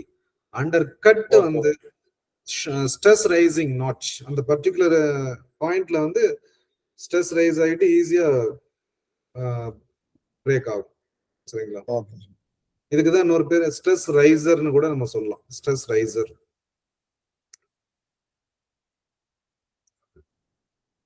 Okay sir, next போலாமா? Okay sir, போலாம் sir. Okay, next irregular with sir. Irregular with இதெல்லாம் வந்து பழைய பேட்டர்ன்ல வந்து வெல்டு வீவ் வித் எல்லாம் கேட்டிருந்தாங்க. இப்பெல்லாம் உங்களுக்கு எல்லாம் எந்த பிரச்சனையும் இல்லை. இப்ப பாருங்களேன், ஆக்சுவலி ஒரே ஒரு ஸ்ட்ரீம் லைனா ஒரே ஸ்ட்ரைட்டா போறதுதான் அது ஆக்சுவலி சொல்லியிருப்பாங்க. ஆனா அதை தாண்டி வெல்டு கீழே வந்திருக்கு பாருங்க, அதாங்க சொல்ல வர்றாங்க. ஸோ இர்ரெகுலர் வித் அந்த டாட்டட் லைன் வந்து ஸ்ட்ரைட்டா இருக்கு, அதை தாண்டி வெல்டு எல்லாம் பாத்தீங்கன்னா இங்கெல்லாம் வந்து தாண்டி வந்திருக்கு. இந்த மாதிரி வரக்கூடாது அப்படின்றாங்க. ஸோ விஷுவல்ல இந்த மாதிரி இருந்தால் அக்செப்ட் பண்ணக்கூடாது சார். நீங்க விஷுவல் இன்ஸ்பெக்ஷன் பார்க்கும்போது வெல்டருக்கு இன்ஃபார்ம் பண்ணி இந்த மாதிரி அடிக்கூடாதுன்னு சொல்லணும். அது மட்டும் இல்லாம பாருங்க, அண்டர் கட்லாம் தெரியுது. இது வந்து நீங்க விஷுவல் இன்ஸ்பெக்ஷன் கேரா பார்க்கணும். So excessive variation in width of the weld. என்ன ஆர்க் ப்ளோ ரொம்ப அதிகமா இருக்கு. Arc blow sir, arc blow word நல்லா கேள்விப்பட்டீங்களா? Arc blow. இதுல வந்து கொஸ்டின் கேட்பாங்க சார். ஆர்க் ப்ளோ ரொம்ப அதிகமா இருந்தா கண்டிப்பா weld width irregular weld width வி வித் வரும்.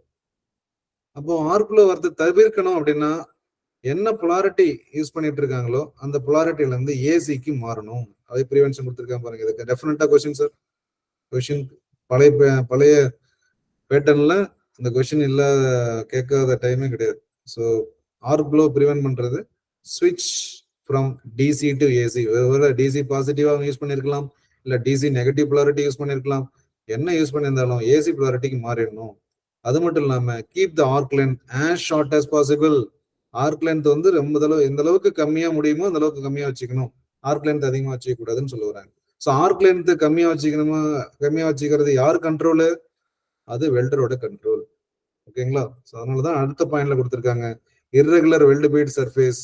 So retrain the welder. So first table first point வந்து உங்களுக்கு கொஸ்டின் சார். இந்த கொஸ்டின் கேட்கறதுக்கு சான்சஸ் அதிகம்.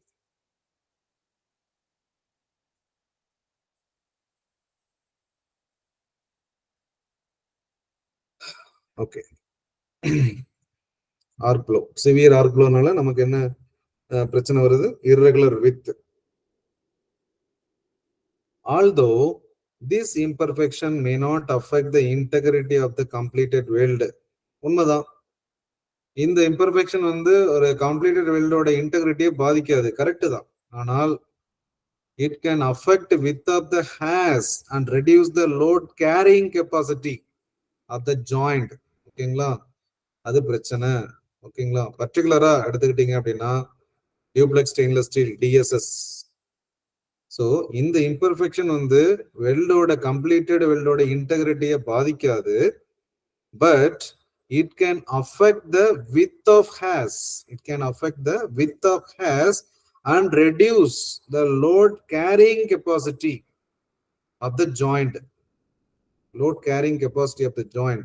Particularly பாத்தீங்கன்னா fine grained structural steel, particularly fine grained structural steel அல்லது impair corrosion resistance. corrosion resistance பிரிச்சிரும். impair corrosion resistance, particularly duplex stainless steel. இது ஒரு முக்கியமான பாயிண்ட். எங்கெல்லாம் அந்த டேபிளர் கீழே உள்ள பாயிண்ட்ஸ்லாம் ரொம்ப ரொம்ப அதிகமான கவனம் கொடுத்து படிச்சிருங்க. ஏன்னா இது வரைக்கும் நான் வந்து டேபிளர் கீழே உள்ள அந்த இன்ஃபர்மேஷன் தான் ரொம்ப இதா படிச்சுட்டு இருக்கேன். காரணம் வந்து இதெல்லாம் கொஸ்டினா கேட்டிருக்காங்க, இதெல்லாம் ஃபாலோ பண்ணிருக்கேன். So although these imperfections may not affect the integrity of the completed weld, but it can affect the width of the has and also reduce the load carrying capacity of the joint, particularly fine grained structural steel. Also, it will impair corrosion resistance, mainly in duplex stainless steel. Is it clear, sir? எப்படினாலும் question கேட்கலாம், என்னென்னலாம் பிரச்சனை வருது. Width of the weld தான் affect பண்ணும். Load carrying capacity அது பாதிக்க reduce பண்ணிடுது. என்ன மாதிரி fine grain structural steel, maybe fine grain structural steel அது வந்து டியூப்ளெக்ஸ், என்ன மெட்டீரியல் ஸ்பெசிஃபிக்கா இருக்கலாம், ஸ்டெயின்லெஸ் ஸ்டீலா இருக்கலாம், duplex stainless steel. And corrosion resistance, ஏன்னா ஸ்டெயின்லெஸ் ஸ்டீல்னாவே கரோஷன் ரெசிஸ்டன்ஸ் தான்.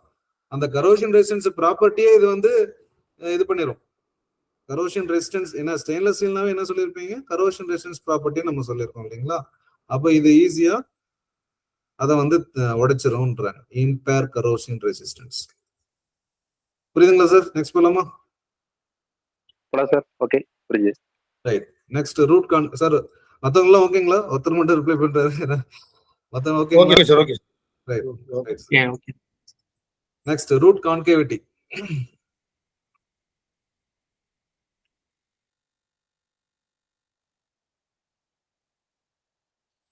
ரூட் கான்கேவிட்டி இது உங்களுக்கு எக்ஸாம்ல கேட்கக்கூடியது.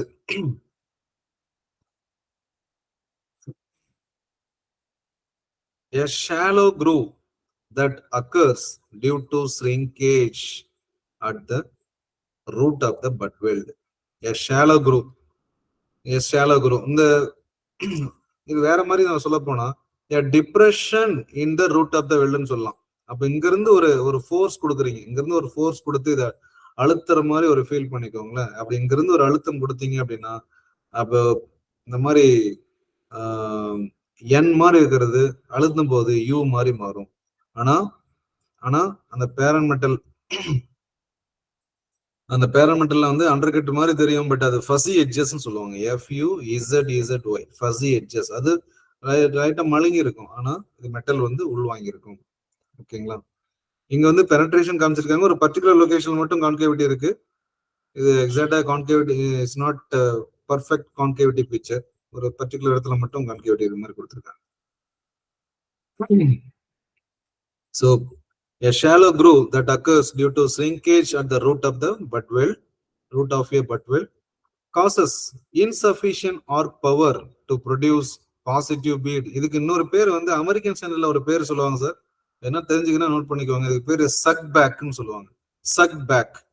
அப்போ உள்ள மேல வெல்டிங் அடிச்சிட்டு இருக்கும்போது லோ கரண்ட்னால, ஹை கரண்ட்னா கொஞ்சம் பெனட்ரேட் ஆகி வரும். இதுவே லோ கரண்டா இருக்கும்போது கொஞ்சம் இறங்கி வர டைம்ல அப்படியே உள்ள இழுத்துரும். அதான் சக் பேக், உள்ள ஒரு இழுத்துறது, suck back. So a shallow groove that occurs due to shrinkage at the root of a butt weld causes, என்ன காஸ் சொல்லிருக்காங்க, insufficient arc power to produce positive bead. கரெக்டான பீடு கொண்டு வரதுக்கு சஃபிஷியன்ட் பவர் இல்லை. அப்போ ஆர்க் எனர்ஜியை increase பண்ணணும்.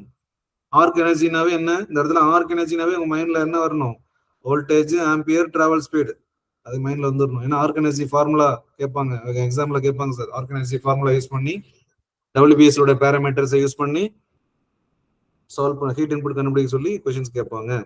Arc energy is equal to voltage into amperage by travel speed mm per second into 1000. இது ஆர்க் வோல்டேஜ். ஹீட் இன்புட்டுக்கு arc voltage into thermal efficiency factor. இது 10th சாப்டர்ல நம்ம தெளிவா படிக்கலாம். அது வரைக்கும் வெயிட் பண்ணுங்க. So incorrect preparation and fit up.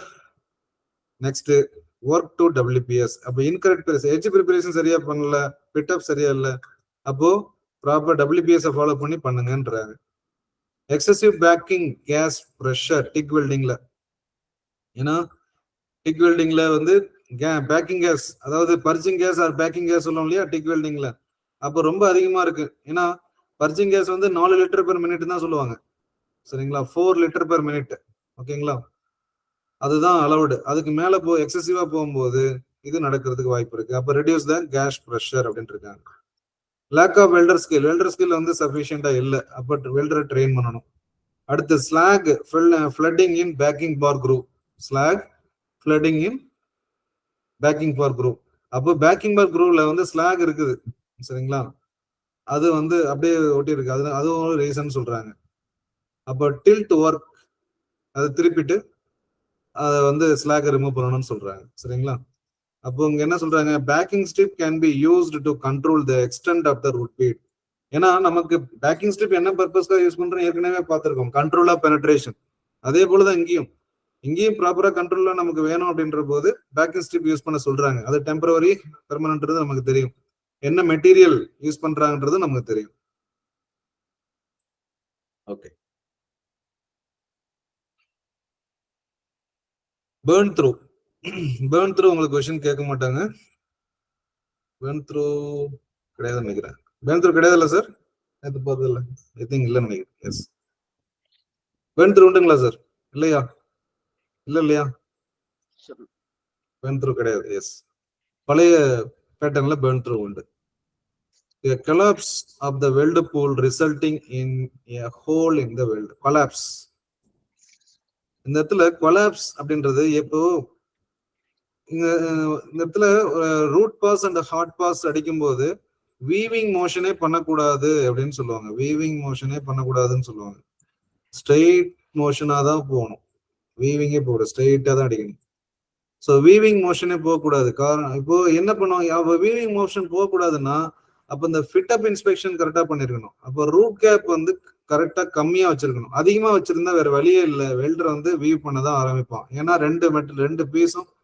ரெண்டு பீஸோட எட்ஜும் ஃபியூஸ் பண்றதுக்கு என்ன பண்ணுவோம், கேப் அதிகமா இருக்கு, அதனால வீவ் பண்ண தான் செய்வோம். அதனாலதான் ஃபிட் அப் வந்து கரெக்டா ஃபாலோ பண்ணணும். ஃபிட் அப் ரூட் கேப் கம்மியா வச்சோம்னா அவன் ஸ்ட்ரெயிட்டா போவோம், சரிங்களா? அதிகமா இருந்ததுன்னா வீவ் பண்ண தான் செய்வோம். அப்போ அந்த மாதிரி வீவ் பண்ணும்போது டியூ டு ஹை கரண்ட்னால ஒரு பர்டிகுலர் லொகேஷன்ல என்ன நடக்கும் அப்படின்னா, பர்டிகுலர் லொகேஷன்ல ஜஸ்ட் அப்படி டச் பண்ணுவாரு, டச் பண்ணி அப்படி வீவ் பண்ண ஆரம்பிக்க அந்த இடத்துல ஒரு பெரிய ஓட்டை போட்டுரும், ஒரு ஹோல், சரிங்களா? there will be creating a hole, ஒரு கிராட்டர் டைப்ல அந்த மாதிரி ஹோல் உருவாகும். அது இந்த ஹோல் என்ன மாதிரி எந்த சைஸ்ல உருவாகும்னா, என்ன எலக்ட்ரோடு யூஸ் பண்ணி வெல்டிங் அடிக்கிறீங்களோ அதே சைஸ்ல உருவாகும். அது மெயினா எங்க உருவாகும் அப்படின்னா ஸ்டார்ட் ஏரியால தான் உருவாகும். வெல்ட வந்து ஸ்டாப் பண்ணி ஸ்டார்ட் பண்றாங்க அந்த லொகேஷன்ல தான் உருவாகும், சரிங்களா? புரியுதா சார்? ஓகே, ஏதோ क्वेश्चन கேக்குறாரு, சொல்லுங்க sir. Sir defect type burn through L கொடுத்திருக்கீங்க.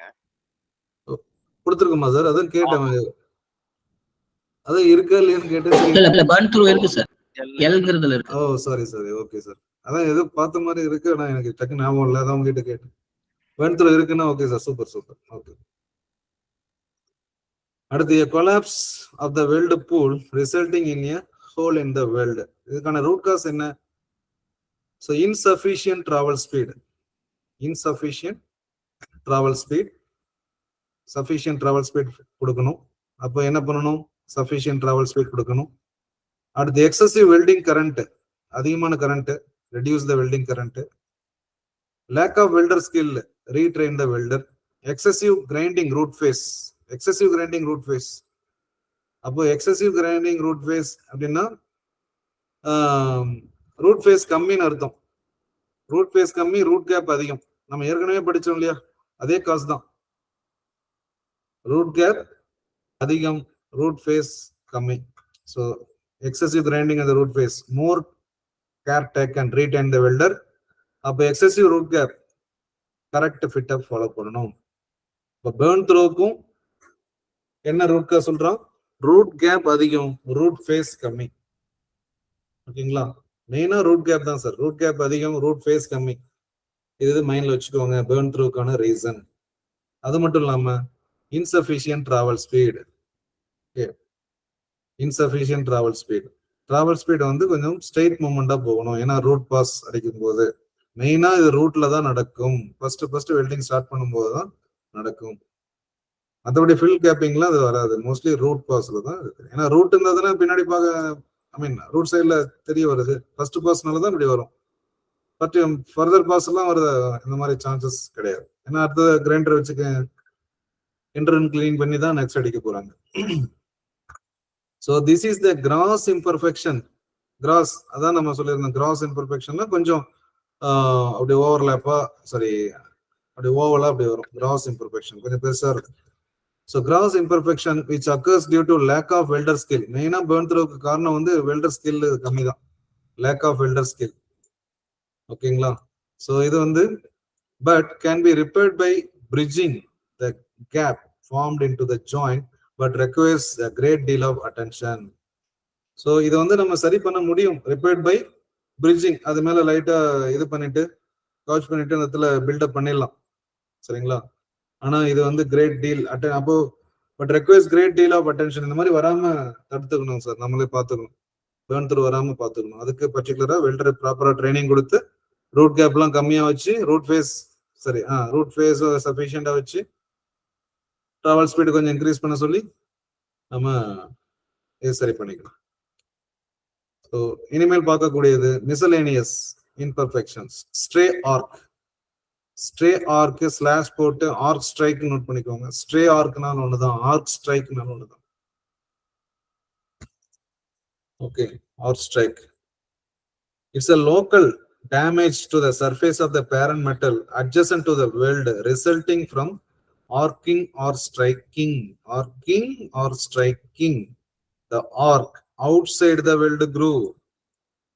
நான் ஏற்கனவே சொன்னதுதான் சார், ஒரு ஆர்க் வந்து ப்ரொடியூஸ் ஆகுது, அதை ஜஸ்ட் டச் பண்ணா அது ஆர்க்கிங் சொல்லலாம், அப்படியே ஸ்ட்ரைக் மாதிரி அப்படி இழுத்தோம்னா ஸ்ட்ரைக்னு சொல்லலாம். அதாங்க சொல்றாங்க லோக்கல் டேமேஜ் அப்படின்னா ஒரு பர்டிகுலர் லொகேஷன்ல டேமேஜ் ஏற்படுத்தக்கூடியது. So local damage to the surface of the parent metal adjacent to the weld. வெல்டுக்கு adjacent to the weld, parent metal adjacent to the weld னா வெல்டுக்கு பக்கத்துல.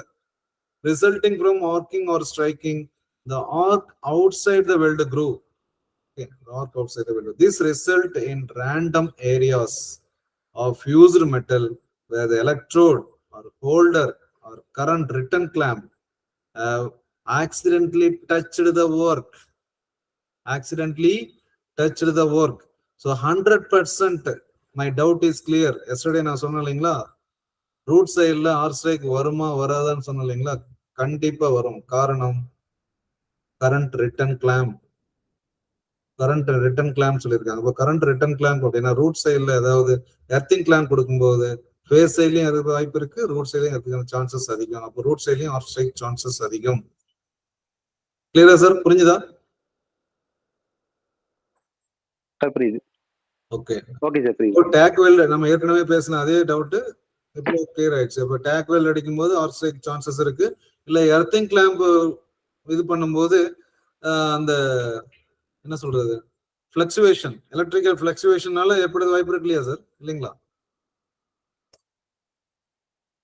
இருக்கு வாய்ப்பு இருக்கு. Right. So local damage to the surface of the parent metal adjacent to the weld resulting from arcing or striking the arc outside the weld groove. weld groove தாண்டி நம்ம parent metal strike பண்றோம். This result in random areas. இந்த result வந்து அங்கங்க ரேண்டமா இருக்கலாம். Fused metal வந்து fuse பண்ணிருக்கோம். எப்படி? வேற எலக்ட்ரோட் மூலமா ஃபியூஸ் ஆயிருக்கலாம், இல்ல எலக்ட்ரோட் ஹோல்டர் மூலமாவோ, இல்ல current return clamp that is earthing clamp accidentally touched the workpiece. அதாவது ரிட்டர்ன் கிளாம்ப்னு வேணா சொல்லலாம். ரிட்டர்ன் கிளாம்ப் வந்து ஆக்சிடென்டா ஒர்க் பீஸ் டச் ஆகுதுன்னு சொல்லலாம். ஆனா அது எலக்ட்ரோடு ஹோல்டர்லாம் வந்து வெல்டரோட இஷ்யூ தான், சரிங்களா? அவர் வந்து நம்ம தான் இன்ஸ்ட்ரக்ஷன் கரெக்டா கொடுக்கணும். எர்த்திங் கிளாம்ப்ல ஏற்படக்கூடியது அது ஆக்சிடென்ட், அது நம்ம அக்செப்ட் பண்ணிக்கலாம் இல்லைங்களா சார்? கரெக்டா தானே? Okay sir. ரைட். அடுத்து causes. Poor access to the work, improve the access. அப்போ அசம்பிளி வந்து ப்ராப்பரா ஃபாலோ பண்ணணும். ஏன்னா அசம்பிளி மீன்ஸ் என்ன, எர்த்திங் கிளாம்ப் எல்லாம் கரெக்டா கொடுக்கணும். இன்கேஸ் நீங்க கனெக்ஷன் கொடுத்துருப்பாங்க, அதுக்கப்புறம் அந்த கேபிள வந்து ரிமூவ் பண்ற மாதிரி ஒர்க் நடந்துட்டு இருக்கும், கேபிள் ரிமூவ் பண்ணுவாங்க, அப்புறம் ஸ்ட்ரைக் ஏற்படும். அந்த மாதிரி வச்சுக்கோங்களேன். So missing insulation on electrode holder or torch. Electrode ஹோல்டர்லயும் டார்ச்லயும் வந்து இன்சுலேஷன் வந்து மிஸ் ஆயிருக்கும். அப்போ institute regular inspection scheme for electrode holders and torches. அப்போ அந்த இடத்துல வந்து என்ன சொல்றது, எலக்ட்ரோட் ஹோல்டர் டார்ச்சஸ் எல்லாம் வந்து பிஃபோர் யூசிங், நம்ம இதெல்லாம் பிஃபோர் வெல்டிங் ப்ராசஸ்ல படிச்சிருக்கோம். பிஃபோர் வெல்டிங்ல வந்து எக்யூப்மெண்ட் எல்லாமே நம்ம வாட்ச் பண்ணணும். இன்சுலேட் ப்ராப்பர் சேஃப்டி மெயினா ஃபாலோ பண்ணணும். So failure to provide an insulated resting place for the electrode holder or torch when not in use.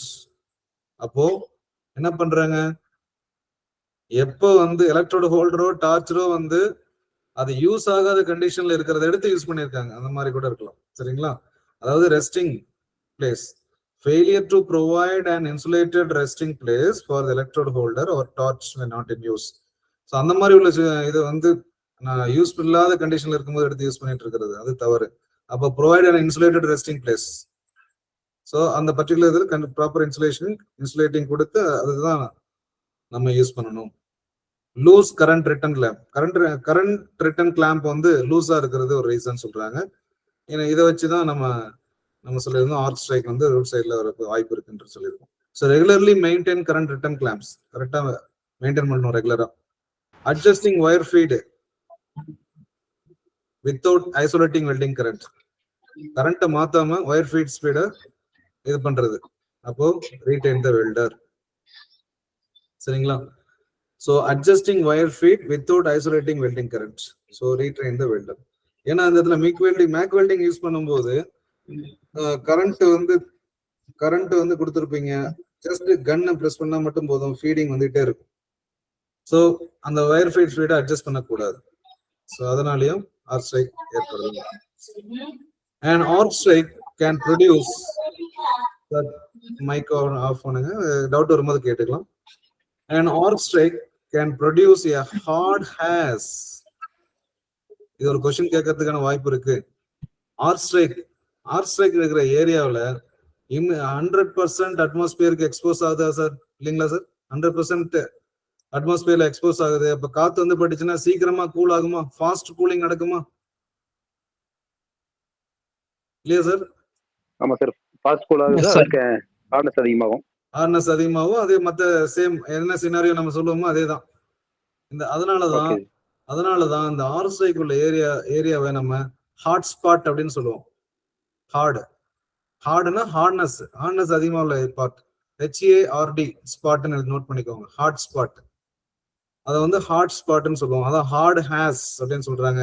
which may contain cracks. கண்டிப்பா அந்த கிராக் வரும். Possibly leading to serious cracking in service. அதனாலதான் arc strike வந்து நம்ம job இதுல எதுவும் பண்ணிடக்கூடாது. வெல்டருக்கு கரெக்டா நம்ம இன்சிஸ்ட் பண்ணணும். அவருக்கு தெரியாது. அதனால டூல் பாக்ஸ் மீட்டிங்ல நமக்கு இன்ஸ்ட்ரக்ஷன் கரெக்டா கொடுக்கணும். Daily tool box meeting conduct பண்ணுவாங்க ப்ராஜெக்ட் சைட்ஸ்ல. ஸோ டூல் பாக்ஸ் மீட்டிங் ப்ராப்பரா கொடுத்து அவரை மானிட்டர் பண்ணணும். So an arc strike can produce a hot haze which may contain cracks, possibly leading to serious cracking in service. It is better to remove an arc strike by grinding than weld repair. ஓகேங்களா? Weld repair அப்போ இது என்ன பண்ணணும் அப்படின்னா, arc strike வந்துச்சுன்னா அது பெரிய process sir. Arc ஸ்ட்ரைக்கோ இல்லாட்டி வேற ஏதாவது பேராமெட்டல நீங்க கிரைண்ட் பண்றீங்கன்னா, ஒரு டெம்பரரி அட்டாச்மெண்ட், ஒரு டேக் வெல்டோ பண்ணிருக்கீங்க அப்படின்னா அதை ரிமூவ் பண்ணிட்டு அந்த இடத்துல நீங்க என்ன பண்ணணும், சர்ஃபேஸ்ல பிடிஓ இல்ல என்ன அந்த ரெஸ்பெக்டிவ் என்டிட்டி இதை யூஸ் பண்றாங்களோ அதை பண்ணிட்டு அது ஓகே ஆன பிறகு திரும்ப ரொம்ப மெட்டல் அதிகமா ரிமூவ் ஆயிடுச்சு அப்படின்னு சொன்னா அந்த இடத்துல வெல்ட் ரிப்பேர் பில்டப் பண்ணிட்டு அதுக்கப்புறம் திரும்ப என்டிட்டி எல்லாம் பார்த்து இந்த மாதிரி எல்லாம் நிறைய வேலை இருக்கு.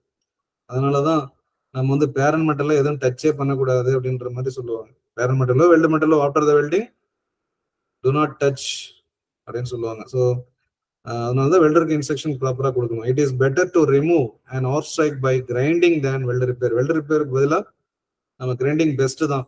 ஆனா ரொம்ப டீப்பான கிரைண்டிங் போயிடுச்சு அப்படின்னா அது ரொம்ப கஷ்டம். அப்போ வெல்டர் பில்டப் பண்ணி தான் அதை சரிப்படுத்தணும். ஏன்னா விஷுவல் அக்செப்ட் இல்லை சார். கிரைண்டிங் பாருங்க, மெக்கானிக்கல் இப்போ நீங்க கிரைண்டிங் நேத்தோட கிரைண்டிங் மார்க் ரொம்ப டீப்பா இருந்தா மெக்கானிக்கல் டேமேஜா எடுத்திருப்பாங்க. மெக்கானிக்கல் டேமேஜ் ரொம்ப அட்லீஸ்ட் ஒன் லொகேஷன் தான் அலோட்னு சொல்லி படிச்சிருக்கோம். மோர் தென் வந்து ரிஜெக்டட்னு சொல்லி டிபெண்ட்ஸ் அந்த கேட்டகரி பேஸ் பண்ணி மாறும். சார் இந்த பாயிண்ட் கிளியர் தானே சார்? ஓகே தானே? Okay sir, clear. Okay. Next spatter. Spatter வந்து நம்ம தவிர்க்க முடியாதது. இது வந்து வெல்டிங் பட் அதை கொஞ்சம் கண்ட்ரோல் பண்ண முடியும். அது என்ன வழிமுறைன்னு பார்க்கலாம். Globules of weld or filler metal expelled அப்படியே தெரிக்கிறது. எக்ஸ்பெல்டு வெல்டிங் அடிக்கும்போது அப்படியே தெரிக்கும். During welding adhering to the surface, தெரிச்சு அப்படியே அங்கே போய் ஒட்டிடும். அடசன் அப்படின்னா ஒட்டுறது, அடரிங் அப்படியே போய் ஒட்டிக்கிறது. During welding, adhering to the surface of parent metal or solidified weld metal. ஒரு பேரன் மெட்டல்லையோ இல்ல அந்த வெல்டு மெட்டல் வந்து சொலிடிஃபை ஆன பிறகு அது மேலேயும் போய் ஒட்டுறதுக்கு வாய்ப்பு இருக்கு. அப்ப பேரன் மெட்டல்லையும் வரும், வெல்டு மெட்டல்லையும் வரும். ஸ்பேட்டர் வந்து ரெண்டுலயுமே வரும். நாட் ஓன்லி பேரன் மெட்டல் அப்படின்னு சொல்ல முடியாது, வெல்டு மெட்டலையும் உண்டு, பேரன் மெட்டலையும் உண்டு.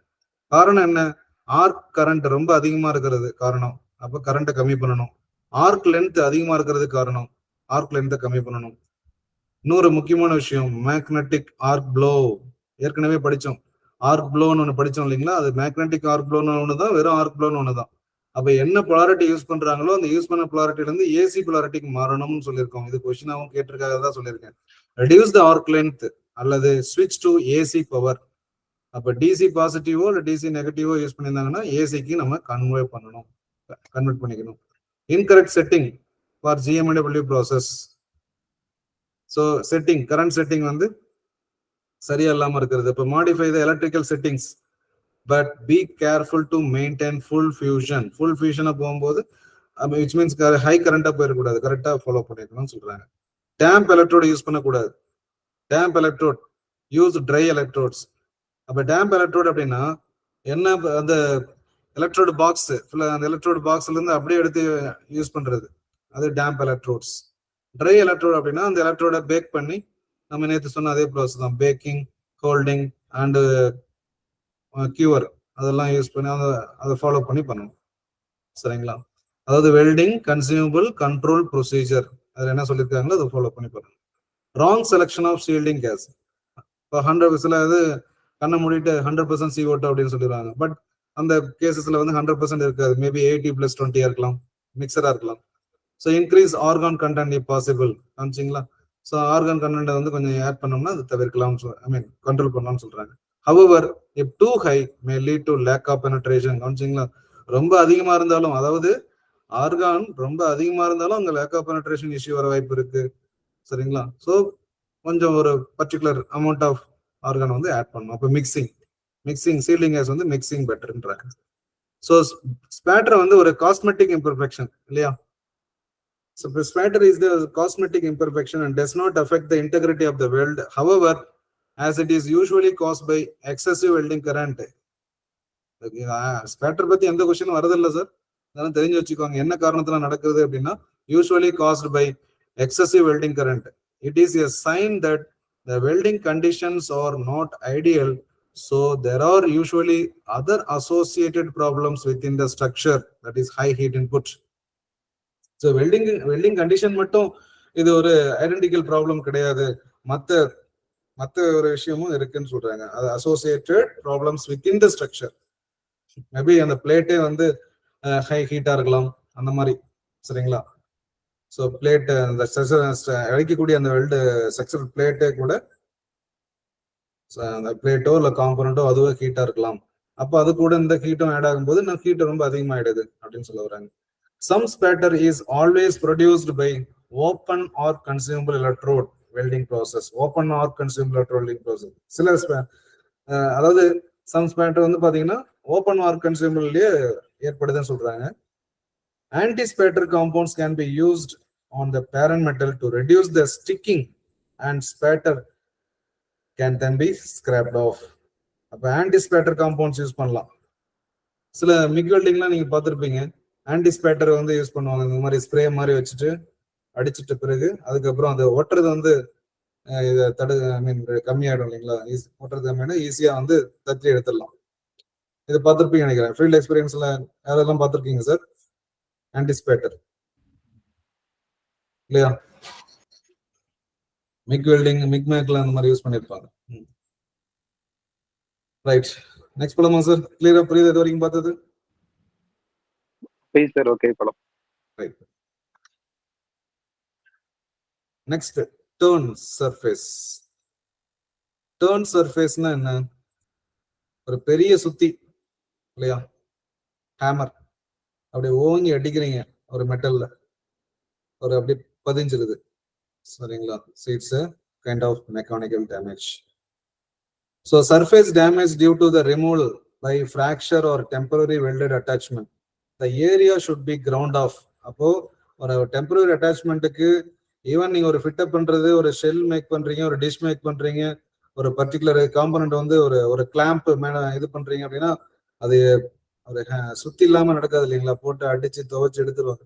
அப்ப அந்த பர்டிகுலர் அடிச்ச லொகேஷன்ல அந்த லோக்கலைஸ்ட் ஏரியாவில் டெப்தா இருக்கும். டெப்த் மீன்ஸ் நியர்பை கம்பேர் பண்ணும்போது அந்த இடத்துல டீப்பா இருக்கும். ஸோ அதெல்லாம் வந்து கிரவுண்ட் ஆஃப் அப்படின்னா கிரைண்ட் பண்ணி ஈக்குவலைஸ் பண்ணணும். The area should be ground off subjected to, அதுக்கப்புறம் பாருங்க இதுதான் மெயின் விஷயம், subjected to dye penetrant or magnetic particle examination. இது கூட கொஸ்டினை கேட்க வாய்ப்பு இருக்கு. When the temporary attachment has been removed, what kind of entity should be what kind of entity to be selected இந்த மாதிரி கூட கேட்கலாம். So கண்டிப்பா dipenetrant or magnetic particle examination, then restored to its original shape by welding using qualified procedure. ரொம்ப important point. இதுதான் நான் சொல்லியிருந்தேன்.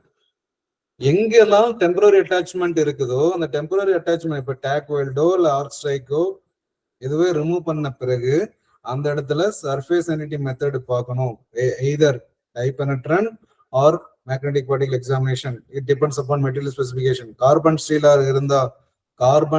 இருந்தா please note this point. Carbon ஸ்டீலா இருந்தா மேக்னெட்டிக் பார்ட்டிகல் எக்ஸாமினேஷன், ஸ்டெயின்லெஸ் ஸ்டீலா இருந்தா டைபெனட்ரன்ட் எக்ஸாமினேஷன் பண்ணிட்டு, ஒருவேளை ஸ்டில் அதுல வந்து சஃபிஷியண்டா அந்த ஸ்டில் அந்த டீப்பான இது ஷேப் இருக்கு அப்படின்னு சொன்னா அந்த இடத்துல ஒரு வெல்டிங் பில்டப் அடிக்கணும்.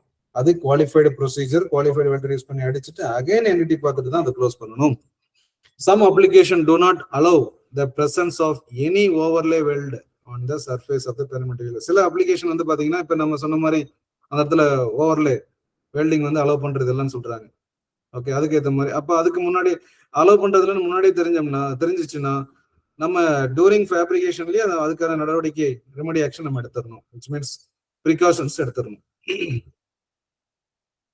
So additional imperfection. இந்த பாயிண்ட் கிளியர் தானே சார்? இது ஓகே தானே? ஓகே சார், கிளியர் தான். Right. Additional imperfection, grinding marks, local damage due to grinding. நம்ம கிளாஸ்ல சொல்லியிருந்தேன் ப்ராக்டிக்கல்ல மோர் தேன் 0.5 mm போயிடுச்சுன்னா அது கிரைண்டிங் மார்க் எடுத்து மெக்கானிக்கல் டேமேஜ் எடுத்துக்கோங்க. லெஸ் தேன் தட்டா இருந்தா விட்டுருங்க அப்படின்னு சொல்லியிருக்கேன். அடுத்து சிப்பிங் மார்க், இதுவும் பிளேட் நம்பர் 3ல பார்த்துருந்தோம். Local damage due to the use of chisel or other tools. Chipping marks. ஓகேங்களா? Chisel or other tools. Under flushing, lack of thickness. கவனிச்சிங்களா? இதெல்லாமே மெக்கானிக்கல் டேமேஜ். இப்ப பார்த்துட்டு இருக்கிறது எல்லாமே மெக்கானிக்கல் டேமேஜ். ஈவன் டோன் சர்ஃபேஸ்ல இருந்து மெக்கானிக்கல் டேமேஜ் தான். சர்ஃபேஸ் டேமேஜ் அப்படின்றது மெக்கானிக்கல் டேமேஜ் தான். தயவுசெய்து நோட் பண்ணிக்கோங்க. சர்ஃபேஸ் டேமேஜ்ன்றது மெக்கானிக்கல் டேமேஜ் தான். ரைட். அண்டர் ஃபிளஷிங் அப்படின்னா திக்னஸை வந்து கம்மி பண்றது. கிரைண்டிங் வந்து சஃபிஷியன்ட் ஓரளவுக்கு தான் கிரைண்ட் பண்ணணும். ரொம்ப எக்ஸசிவா கிரைண்ட் பண்ணும்போது அது அண்டர் ஃபிளஷிங் அப்படின்றாங்க. Lack of thickness of the work piece due to excessive grinding. அடுத்து misalignment of opposite runs, difference between the center lines of two runs made from opposite sides of the joint. அடுத்து temper color, visible oxide film, lightly oxidized surface in the weld zone usually occurs stainless steel. Please note this point. அப்போ stainless ஸ்டீல்ல tick வெல்டிங்ல root சைட்ல ஆக்சிடேஷனை prevent பண்ணணும்.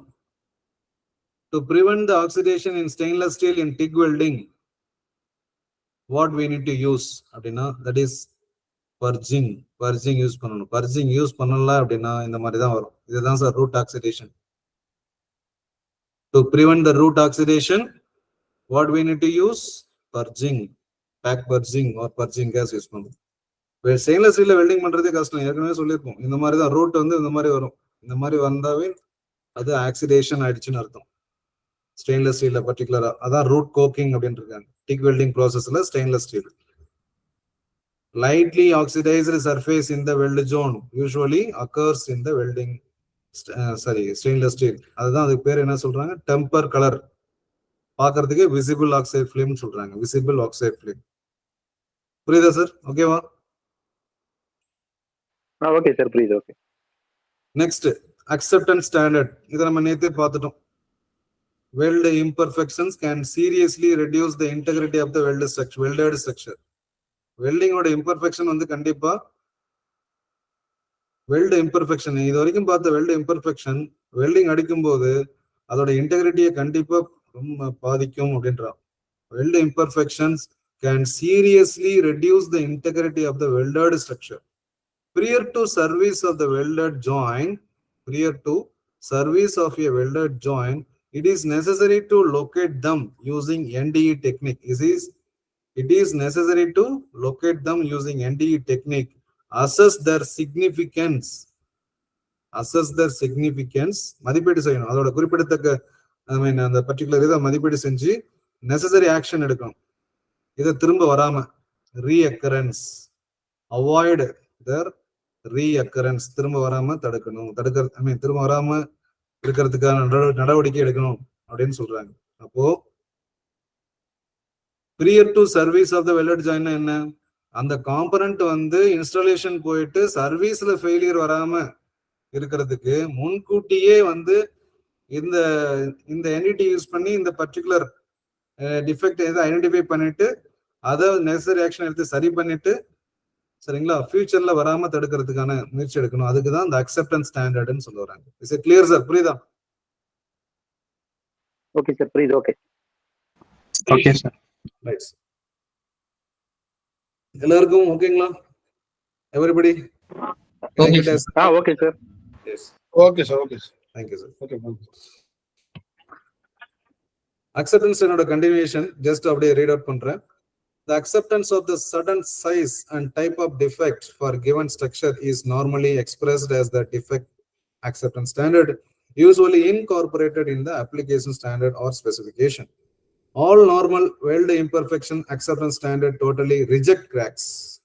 All normal weld imperfection acceptance standard totally reject crack. அப்போ நீங்க crack பொறுத்த வரைக்கும் எந்த ஒரு கோடு standard refer பண்ண வேண்டிய அவசியமே கிடையாது. இது இட்ஸ் டைரக்ட்லி ரிஜெக்டட்.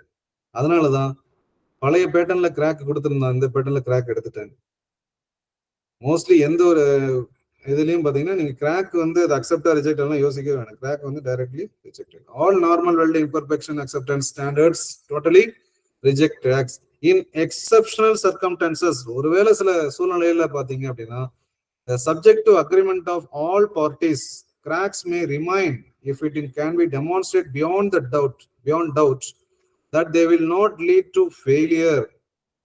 ஓகேங்களா? இல்ல சில வந்து தவிர்க்க முடியாத சூழ்நிலையில, இல்ல சில அக்செப்ட் பண்ணக்கூடிய சூழ்நிலையில பாத்தீங்கன்னா ஆல் பார்ட்டி, அதாவது கஸ்டமரு, சப்ளையரு, கிளைண்ட், அந்த மாதிரி பார்ட்டி வந்து ஓகே, அந்த கிராக்ஸ் வந்து இருக்கலாம், ஒன்றும் பிரச்சனை இல்லை, அது வந்து அது டவுட்டா இருக்கு, கிராக்கா இல்லைன்னு டவுட்டா இருக்கு, பட் அது வந்து ஃபெயிலியரை ஏற்படுத்தாது, அந்த மாதிரி சூழ்நிலையில நீங்க அக்செப்ட் பண்ணலான்ற மாதிரி சொல்றாங்க.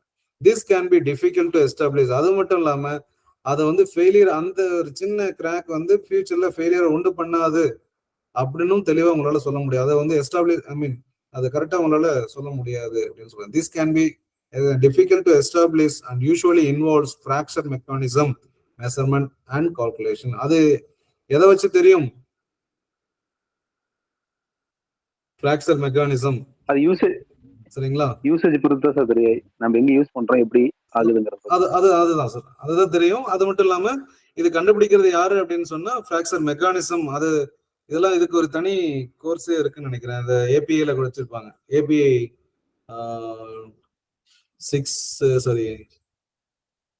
980 சம்திங் ஃபிராக்சர் மெக்கானிசம் ஒரு கோர்ஸ் இருக்கு, ஏபிஐ கோர்ஸ். ஸோ அவங்க தான் பார்ப்பாங்க. எஃபிஐன்னு சொல்லுவாங்க, ஃபிராக்சர் பேஸ்ட் இன்ஸ்பெக்ஷன் நினைக்கிறேன். Okay. It is important to note that the level of acceptability vary between different application and in most cases vary between different standards for the same application. Consequently, when inspecting different jobs, it is important to use the applicable standard or specification quoted in the contract. அப்போ அந்த பிஓஓ அந்த என்ன mutual contract itself இதைதான் follow பண்ணணும்னு சொல்லியிருக்காங்களோ அதான் சொல்லணும். அதான் specification quoted in the contract. கான்ட்ராக்ட்லயே மென்ஷன் பண்ணிருப்பாங்க, இந்த ஸ்டாண்டர்ட், இந்த ஸ்பெசிஃபிகேஷன், இந்த அக்செப்டன்ஸ் கிரைட்டீரியா தான் நீங்க ஃபாலோ பண்ணணும் அப்படின்னு சொன்னாங்க. அதை தான் நம்ம ஃபாலோ பண்ணணும். when inspecting different jobs, it is important to use the applicable standard or specification quoted in the contract. Once unacceptable weld imperfection have been found, okay,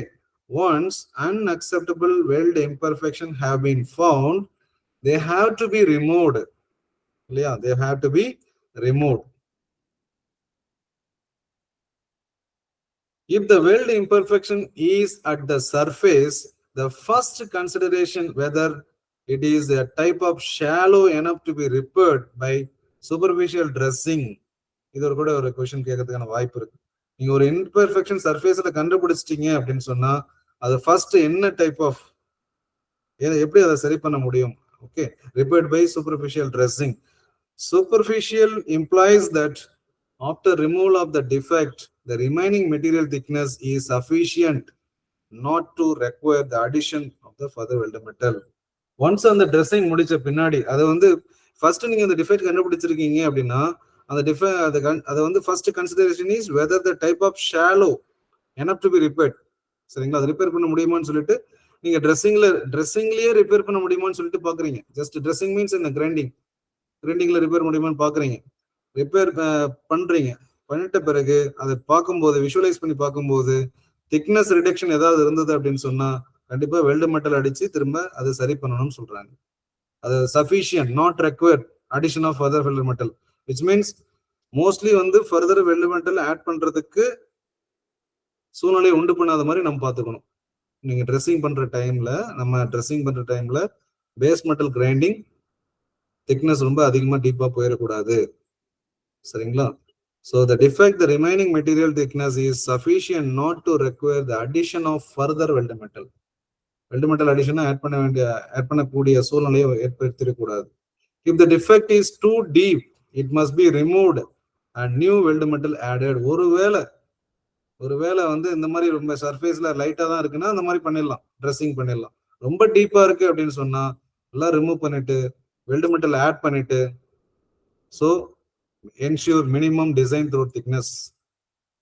சரிங்களா? மினிமம் டிசைன் த்ரூ திக்னஸ், அதாவது parent metal thickness கரெக்டா இருக்கான்னு verify பண்ணிக்கணும். Replacing removed metal or weld repair as in filling and excavation or remaking the weld joint has to be done in accordance with the approved procedures. The rigor with this procedure is qualified depends on the application standard for job. அப்போ இந்த என்ன சொல்றது, இந்த replacing removed metal or weld repair இதெல்லாம் பொறுத்த வரைக்கும் கண்டிப்பா repair procedure அந்த எக்ஸ்கவேஷன் ப்ரொசீஜர்லாம் நிறைய இருக்கு. அப்ரூவ்டு ப்ரொசீஜர் இருந்தால் தான் பண்ணணும். நம்ம இஷ்டத்துக்கு எடுத்து அதை பண்றேன்னு சொல்லிட்டு கிரைண்டிங் பண்றதோ இல்லை அது வெல்டிங் அந்த இடத்துல அடிக்கிறதோ பண்ணக்கூடாது. ஜெனரலா என்ன பண்ணுவாங்க, அந்த இடத்துல சின்ன ஒரு இது மெட்டல் வந்து ஃபில் பண்ண போதும்னு சொல்லி நினைச்சுவாங்க. அந்த ஒரு கிரைண்டிங் டீப்பா இருக்குது அப்படின்னா அந்த இடத்துல மெட்டல் ஃபில் பண்றாங்க அப்படின்னா கண்டிப்பா அது வெல்டு ரிப்பேர் கேட்டகரியில வந்துடும். வெல்டு ரிப்பேர் கேட்டகரி அதுக்கு பேரு. அது நீங்க welding procedures, welding WPS repair WPS இருக்கணும், அண்ட் வெல்டிங் ரிப்பேர் ப்ரொசீஜர் இருக்கணும். அந்த ரிப்பேர் வெல்டர் அடிக்கிறதுக்கான அந்த வெல்டர் குவாலிஃபைடா இருக்கணும். இதெல்லாம் இருந்தாதான் அது கை வைக்கணும், இல்லாட்டி இது பண்ணக்கூடாது அப்படின்னு சொல்ல வராங்க. இது இம்பார்ட்டன்ட். இது ஃபீல்ட் ஓரியன்டா இந்த knowledge important. In some cases, it will be acceptable to use procedure qualified for making new joints, whether filling and excavation or making to complete joint. If the level of the reassurance required is higher, the qualification had to be made using an exact simulation of the welded joint, which is excavated then refilled using a specified method. In either case, qualification, inspection and testing will be required in accordance with the applications and standard. ஓகேங்களா? Any doubts are in this? Okay sir, okay. I think முடிஞ்சதுன்னு நினைக்கிறேன். Yes, it's done. So இது ஒரு time படிச்சுட்டு இதோட PPT ஒரு time பார்த்துருங்க. எல்லாம் நம்ம பார்த்ததே தான் அந்த பிபிடியில் கொடுத்துருப்பாங்க. டோ பிளாண்ட் எப்படி இருக்கணும், எப்படி இருக்கக்கூடாது. ஸோ இதை இம்ப்ரூவ்டு டோ பிளாண்ட் இதுதான் 20 to 30 டிகிரி. அப்போ 20 to 30 டிகிரினா எப்படி நம்ம மெஷர் பண்ண முடியுமா அப்படின்னு கேட்டா மெஷர் பண்ணலாம், இதை வச்சு மெஷர் பண்ணலாம். பட் அதுக்கு பதிலாக நீங்க எக்ஸஸ் எலிமெண்டல் ஹைட்டை வந்து சஃபிஷியண்டா இருந்தாவே அது ஆட்டோமேட்டிக்கா கரெக்ட் ஆயிடும். ஸோ எல்லா டிஃபெக்ட்ஸும் வித் ரியல் பிக்சரும் கொடுத்துருப்பாங்க, உங்களுக்கு ஈஸியா புரியும். கலர் நீங்க புக்கில் சாஃப்ட் காப்பியில பாத்தீங்கன்னா தெரியும், ரியல் பிக்சரும் ஈஸியா அண்டர் கட் எப்படி சாரி பெனட்ரேஷன் எப்படி இருக்கு, லேக் ஆஃப் பெனட்ரேஷன் எப்படி இருக்குன்னு சொல்லி கொடுத்துருக்காங்க. ஸோ அதே இமேஜ் நம்ம பார்த்தது தான் இங்கே கொடுத்துருக்காங்க. ஸோ ஐடியா கிடைக்கும். இங்க கவனிச்சிங்கன்னா தெரியும் பார்த்தீங்களா, இன்கம்ப்ளீட் ஃபீல்டு குரூப்புக்கும் லேக் ஆஃப் சைடு எலிவேஷன் உள்ள டிஃபரன்ஸ் கொடுத்துருக்காங்க. ஸோ இங்க பிளாக்ல உள்ளதெல்லாம் லேக் ஆஃப் சைடு எலிவேஷன், அந்த வந்து ஆரஞ்சில் உள்ளது ஒரு ஏரியா மட்டும் இன்கம்ப்ளீட் ஃபீல்டு குரூப். தெளிவா புரியுதுன்னு நினைக்கிறேன் இல்லையா சார்? புரியுதா பாருங்க. Okay sir. Okay okay. புரியுது சார், புரியுது புரியுது. தெளிவான இன்ஃபர்மேஷன் தெளிவா கொடுத்துட்டாங்க. இதை டவுட் வராம பார்த்துக்கோங்க. ஏன்னா ரெண்டுமே பிஎஃப் ஃபர்ஸ்ட் பிரிண்ட் அவங்க acceptance criteria, underfill B and lack of fusion F. So இது இன்டர்னல் ஃபியூஷன் ஆல்ரெடி பார்த்தோம். இது இன்கம்ப்ளீட் ஃபீல்டு குரூப். போரோசிட்டி கேட்க மாட்டாங்க எக்ஸாம்பிள், ஜஸ்ட் தெரிஞ்சுக்கோங்க அதோட causes and prevention. Slack questions கேட்பாங்க. ஸோ என்ன ரீசன்ஸ் அண்ட் ப்ரிவென்ஷன் பார்த்துக்கோங்க. டங்ஸ்டன் இன்க்ளூஷன் பார்த்துட்டோம். பேர்ன் த்ரூ பார்த்தாச்சு. ஸ்பேட்டர் அண்ட் ஆர்க் ஸ்ட்ரைக்கு பார்த்தாச்சு. மெக்கானிக்கல் டேமேஜ், சிசல் மார்க்ஸ் பார்த்தாச்சு. இந்த மாதிரி ரொம்ப டீப் கிரைண்டிங்காக இருந்தால் கண்டிப்பாக ரிப்பேர் தான் பார்க்கணும். அதுக்கு ரிப்பேர் ப்ரொசீஜர்ஸ் அண்ட் WBS இந்த மாதிரி எல்லாம் வேணும். மிஸ்அலைன்மெண்ட், மிஸ்அலைன்மெண்ட்டுக்கு வெவ்வேறு பேர்லாம் இருக்கு பாருங்க. ஹைலோ, மிஸ்மேட்ச் ஆர் மிஸ்அலைன்மெண்ட், இந்த மாதிரி வெவ்வேறு நேம்லாம் இருக்கு. நான் அலைன்மெண்ட் அப்படின்னு சொல்லலாம். ஆங்குலர் டிஸ்டோர்ஷன், மிஸ்அலைன்மெண்ட் வந்து உங்களுக்கு எதுவும் கொஸ்டின் கேட்கறது இல்லை, அதனால மெஷர் பண்றதை பத்தி சொல்ல வேண்டிய அவசியமும் இல்லை. அடுத்து பட் உங்களுக்கு நாலேஜுக்கு நான் என்ன சொல்றேன், நெக்ஸ்ட் கிளாஸ்ல சொல்றேன். அதாவது lower plate to highest point அந்த கேஜ் வைக்கும்போது நேற்று எக்ஸஸ் எலிமெண்டல் மெஷர் பண்றது எப்படி சொன்னோமோ அதே போல பிளேட் எங்க லோயரா இருக்கோ அங்க வச்சுதான் மெஷர் பண்ணணும். ஈவன் எக்ஸஸ் எலிமெண்டல் மெஷர் பண்ணும்போது கூட lower plate to highest point தான் மெஷர் பண்ணணும். Lowest plate to highest point அப்படிதான் மெஷர் பண்ணணும். ஹை டு லோ போனீங்கன்னா உங்களுக்கு மைனஸ்ல போகும் இல்லைங்களா, சாரி மைனஸ்ல பிளஸ்ல போகும் இல்லைங்களா வேல்யூ, அதனால இப்படி சொல்ல வராங்க. Clear sir? Any doubts?